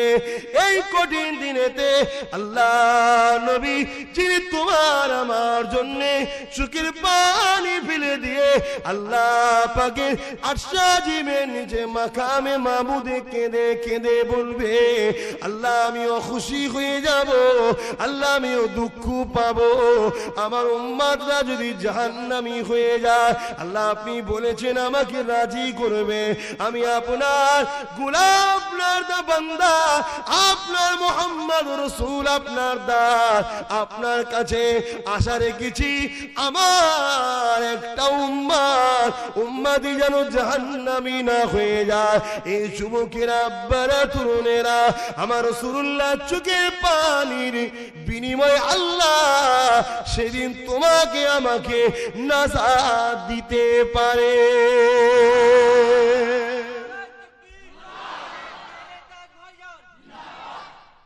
সেই রাসূলুল্লাহর জন্য এক হবেন না?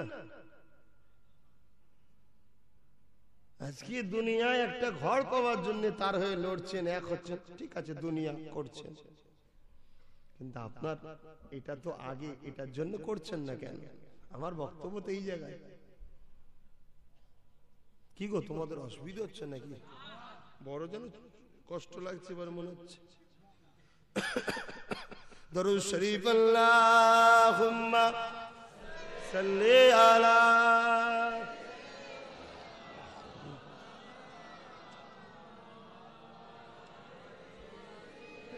কি খবর? খবরটা দাও।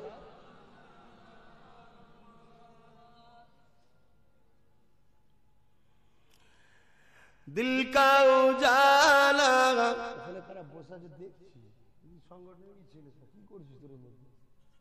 জায়গা হয় না বলে উঠে বসেছি। किसके लिए महफिल कौन सजे हैं, फिरदौस बरी जिसके वसीले से बनी है,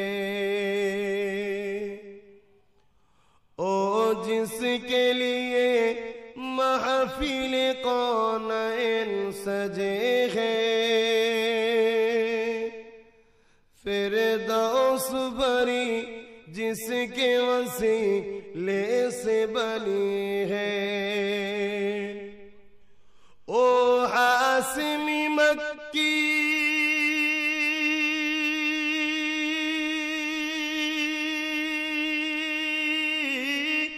ओ हासिमी मक्की उल मदनी है, मेरा नबी मेरा नबी है, ओ मेरा नबी मेरा नबी मेरा नबी है। अल्लाह का फरमान अलम नशरह लक सदरा मंसूब है जिससे वरफाना लक जिक्रा अल्लाह का फरमान अलम नशरह लक सदरा मंसूब है जिससे वरफाना लक जिक्रा क्या शान है उसकी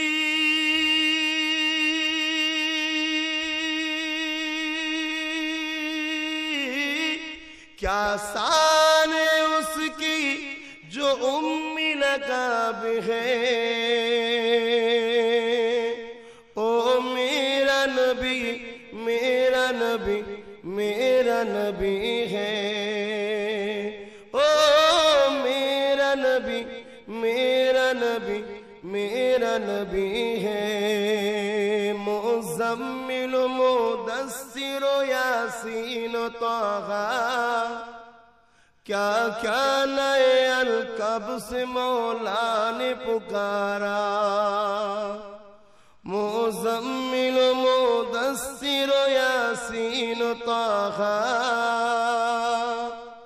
क्या क्या नए अलकब से मौला ने पुकारा बोलून अल्लाहु আকবার আমার নবীর কত সম্মান দেখুন আমার নবীর নাম ধরছেন আল্লাহ নানা রকম লকাব দিয়ে আমার রাসূলকে ডাকছেন মুজাম্মিল মুদাসসির ইয়াসিন তাহা তাহলে সেই রাসূলের বিরোধী যারা করবে এদের প্রতিরোধ করার জন্য ইউনিটির দরকার আছে না না আজকে যদি না করেন কি হবে জানেন একটা দিন যখন ওরা ক্ষমতায় চলে আসবে আপনাকে জোর করে বেঈমান করবে জোর করে নবীর বিরোধী বানাবে যদি না হন আপনার নামে মিথ্যা মামলা দেবে আপনাকে অত্যাচার করবে গ্রামে জুলুম করবে কথা বুঝছেন না বোঝেন না যেসব জায়গায় ওরা দখল করে নিয়েছে সেসব জায়গায় আহলে সুন্নাত ওয়াল জামাতের ওয়াইজিনদের ঢুকতে দেয় না আর অথচ আমাদের ছেলেরা ভুল বুঝে কাফের গুলোকে নিয়ে আসে মুনাফিক গুলোকে নিয়ে আসে এর জন্য একতার দরকার কে দুবারই মুনাফিক আছে ওই দুটো লোকের জন্য তোমার গ্রামের উপর আল্লাহর লানত হোক এটা তোমরা চাও সেই দুটো মুনাফিক দেখা গেল একটা বক্তালি হলো এমন বাংলাদেশ থেকে সে এসে বলছে নবী পাক সাল্লাল্লাহু আলাইহি ওয়াসাল্লামের সম্বন্ধে ঈদে মিলাদুন নবী করা যাবে না এইসব শুনেছেন না শুনেন কেউ কেউ নবী পাক সাল্লাল্লাহু আলাইহি ওয়াসাল্লামের এই হরিণের কাহিনী আছে না একটা শুনেছেন না শুনেন আমি কোনোদিন আপনাদের ঘরে শুনিয়েছি না অন্য কারো কাছ থেকে শুনেছেন আপনারা ছোটবেলায় বাপে ধরে গেছেন শুনেছেন আমার আব্বারাও শুনেছেন এটা হরিণের অকে আছে না তাহলে দেখুন 60-70 বছর ধরে মোটামুটি শুনে আসছে তার আব্বারাও শুনেছে কি হঠাৎ করে একটা বক্তা এসে বলল ও বানানো কোরআন হাদিসের কোনো জায়গায় নেই ভাই কোরআন হাদিস আপনারা পড়েছেন এই পড়েছেন আপনারা তা আছেন না নেই আপনি গিয়ে বুঝুন না আছে বললেও বুঝতে পারবেন না নেই বললেও বুঝতে পারবেন না কিন্তু ওই ওয়াকিয়াটাই নবীর পক্ষে যায় না বিরুদ্ধে যায়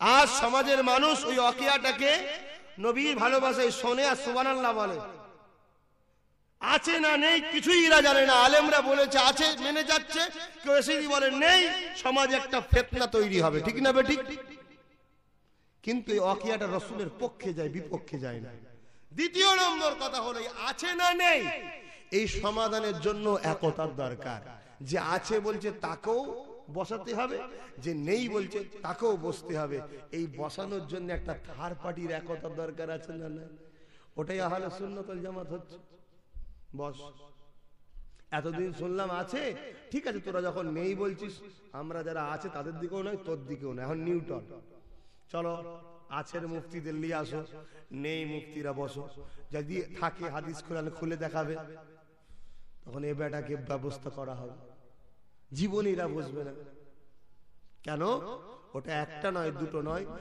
1 ডজন হাদিসের কিতাবে আছে জোরে বলুন সুবহানাল্লাহ একটা দুটো নয় 1 ডজন কিন্তু এই বেহুদা বেঈমান এখানে আমার নবীর সম্মান বাড়ছে তাই অপমান করছে যাক ভাই আমি আর বাড়াচ্ছি না, এরা বলেছিল 15 মিনিট, সেই জায়গায় 20 মিনিট হতে চলেছে, যে 15 মিনিট বাড়িয়ে দেবেন চলে আসবে হুজুর, 20 মিনিট হতে চলেছে। তা আসেন একটু সালাত ও সালাম দি। ইয়া নবী সালাম।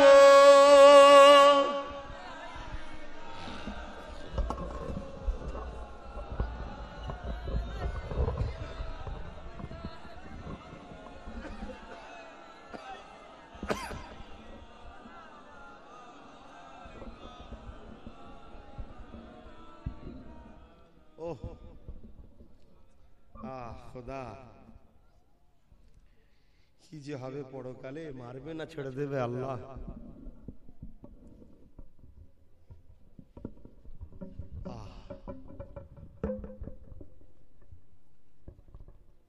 মাহফিল কিন্তু এখনো হবে, চলে যাওয়ার ব্যাপার নেই। এখন পীরজাদা আব্দুল কাদের সিদ্দিকী ভাইজান আসবে, তারপরে আমার চাচা যান, তিনি তো পীরজাদা পীর বললে রেগে যায়, তথাপিও আমার কর্তব্য বলা, কেন আমার পীরের আওলাদ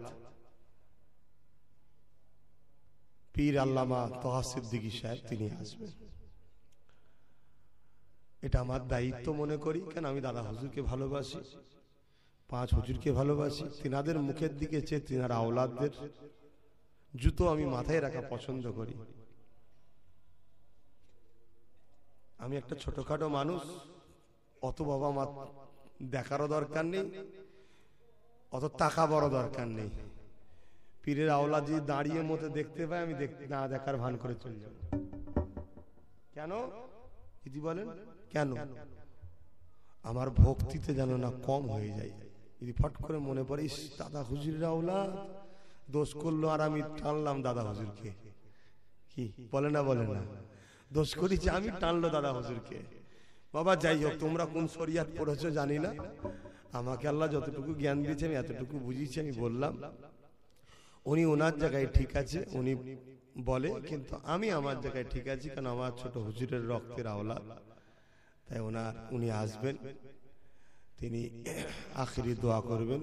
এটাই তো ছেলেরা বললো, কি গো আসবে তো না আসবে না সেটা আবার আমি জানিনি, দাওয়াত আছে এতটুকু বলেছে, কি হয়ে আছে আমি এতটুকু জানিনি। তবে এখন আব্দুল কাদের সিদ্দিকী ভাইজান আসবে, এটা কথা ছিল। আমাকে কমিটির ছেলেরা বললো 15 মিনিট টানলে হবে, সেটা 20 মিনিট পার হচ্ছে, কিন্তু এদের মুখ দেখতে পাইনি।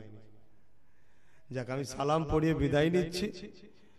ইমাম সাহেবকে আর একবার দরকার একটু আলোচনা করুক, কি কেন দিতে করতে আরো 5-10 মিনিট তো লাগবে এখন, কি আর আপনাদের তো একটা হুজুর বেশিক্ষণ ভাল লাগে না, ওই জন্য আমারও বিরক্ত লাগছে। আমাকে পছন্দ হচ্ছে, 2 ঘন্টা হয়ে গেছে এখনো ভাল লাগছে। আরে বাবা, সে তো কত মহব্বত তো বুঝতেই পারছি। কেন ফুরফুরার মুরিদরা একটা হুজুরে খুশি হয় না, এরা কথা বুঝে আসছে। এই জন্য মুরিদদের মধ্যে সমস্যা শুরু হয়ে গেছে, কথা বুঝে আসছে, সমস্যা শুরু হয়ে গেছে। এই জন্য মুরিদদের মধ্যে এরা একটা হুজুরে খুশি নয়। তা ভালো জিনিস, কিন্তু একটা জিনিসকে মজবুত করো। দুধ যখন খাবে লাতিও খাবার চিন্তা ভাবনা রাখো, কি ওর বেলায় মন খারাপ হয় কেন? তাহলেই তো খারাপ জিনিস। যদি লাতিটা সহ্য করতে পারো তাহলে সবটাই ঠিক আছে। 1 কেজির জায়গায় 2 কেজি 4 কেজি 5 কেজি যত খুশি খাও না, অসুবিধা নেই, কিন্তু লাতিটাকে তো সহ্য করতে হবে। কারো কাছে গেছে কিছু বলেছে, আর একজনের কাছে গেছে আর একটা কিছু বলেছে, ওর মন খারাপ, চিল্লা দিয়ে এসি ফুরফুরা দিয়েই যাও, এ ধ্বংস হয়ে গেল, এ তো ধ্বংস হয়ে গেল, ঠিক না বেটি? ওর থেকে সবচেয়ে ভালো হলো তোমার যাকে ভালো লাগে একটা ডাল ধরো, বাকি ডালগুলোকে কাটা শখ করো না, কেন সবটাই দাদা হুজুরেরই গাছের ডাল, কেন কাটলে লাগবে দাদা হুজুরকে। তোমার যেটা পছন্দ হচ্ছে সেই ডালটা ধরে বসে থাকো, কথা বুঝে এসছে? এটা ছিল আমার 5 দাদুর মুরিদদের স্টাইল। যে বড় হুজুরের মুরিদ, সে বড় হুজুরকে লিয়ে আসা উঠা বসা লেনদেন বড় হুজুরের সাথে, আর 4 হুজুরকে কিন্তু দিল দিয়ে ভালোবাসত। যে মেজ হুজুরের মুরিদ, সে মেজ হুজুরের সঙ্গে উঠা বসা লেনদেন কথাবার্তা, কিন্তু আর 4 হুজুরকে দিল দিয়ে ভালোবাসত। যে সেজ হুজুরের মুরিদ, সে সেজ হুজুরের বাড়িতে উঠা বসা লেনদেন, কিন্তু আর 4 হুজুরকে দিল দিয়ে ভালোবাসত। যে 9 হুজুরের মুরিদ, সে 9 হুজুরের বাড়ি উঠা বসা আর 4 হুজুরকে কিন্তু দিল দিয়ে ভালোবাসতো। যে ছোট হুজুরের মুরিদ, ছোট হুজুরকে বাড়িতে যাওয়া আসা, খাওয়া দাওয়া, লেনদেন সব ছোট হুজুরের সাথে, বাপ বেটার সম্পর্ক। কিন্তু আর 4 জনকে চাচা বলে দিল দিয়ে সম্মান করত। এখন মুরিদদের মধ্যে কি হয়েছে? এই হুজুরের ভালোবাসার লোক ওই হুজুরের বদনাম করছে, ওই হুজুরের ভালোবাসার লোক ওই হুজুরের বদনাম করছে। এটা ঠিক না বেঠিক? এতে কিছু লোক যারা বিরোধী তারা মজা নিচ্ছে। এই আমার কথা বুঝছেন না? বোঝেন? মজা নিচ্ছে। আর তোমরা নিজেরাদের ক্ষতি নিজেরাও করছো। তো যাক, খুশির খবর এসেই গেছে, আর টেনশনের ব্যাপার নেই। আপনাদের আরেক ভাইজান এসছে। তবে এতটুকু জেনে রাখবে, চোখ আল্লাহ দুটো দিয়েছে, ঠিক না বেঠিক গো? তোমার কাছে কোন চোখটা দামি আর কোন চোখটা কমা দামি? কোন চোখটা দামি আর কোনটা কমা গো? দুটোই সমান। তোমার পীরের আওলাদ এটাও যেমন এটাও তেমন। কিন্তু আমার বক্তব্যটা অন্য জায়গায়, ভুল বুঝবেন না। লেনদেন 100 জনের সাথে করতে হয়, কথা বুঝে আসছে? মসলা মাসাইল উঠা বসা একজনের সাথে সম্পর্ক রাখতে হয়। ওটা 2 জায়গায় করতে গেলে ক্ষতি হবে। একদিন চাঁদ রাত্রিরে বসে আছি, একটা ফোন এলো আমার একটা ভাইয়ের কাছে, নাম বলছি না, পাশে বসে আছে। ভাইজান কালকে ঈদ হচ্ছে। সে বলল ঠিক আছে তোমরা পরে ফোন করো, এখন খবর পাই না। কলকাতায় বলছি ঈদ হবে। তো কলকাতায় যখন বলছে তাহলে তুমি আমায় জিজ্ঞেস করলে কেন? তুমি যদি কলকাতার কথাটা লাও তাহলে আমাকে শুরু করছো কেন? এই যে বাড়তি কথা বলে, এটা বিয়াদবি। আপনাদের ক্ষতি করছি নাকি গো? বোঝাবার জন্য বলছি। কিছু লোক মিষ্টি খেয়ে আপনাদের সুগার তৈরি করতে চাইছে। আমি একটু তেতো খাওয়াতে চাইছি, কিন্তু সুগার আবার ভয় নেই। কড়া একটু কথা বলছি, কিন্তু তোমাদের ভালোর জন্য বলছি। যাক, ফোনটা সে কেটে দিল। আমার ফোন বেজে উঠলো, আমি বার করে দেখলাম ওই ভাইটা দেখছি, বলছি এই নম্বরটা তো আমাকে এক্ষুনি করলো। ফোনটা কোন লাইটে দিল, বলছে ঈদ কালকে হচ্ছে। আমি বলছি এখনো ফুরফুরা সেরতেন ডিক্লার দেওয়া হয় না। না, কলকাতা সেই একই কথা।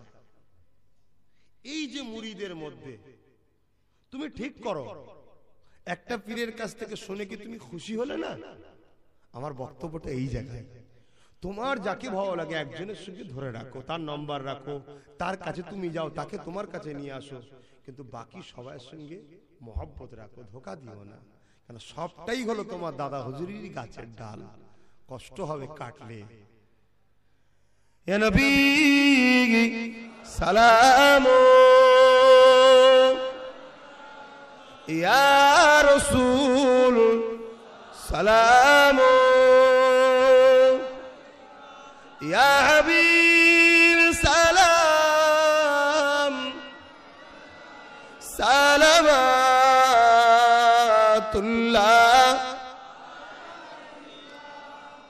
আমার ভাই এসেছে, তিনি আলোচনা করবেন। আল্লাহ আমাদের সকলকে হিফাজত করেন। আপনারা আমাকে সালাম দেন।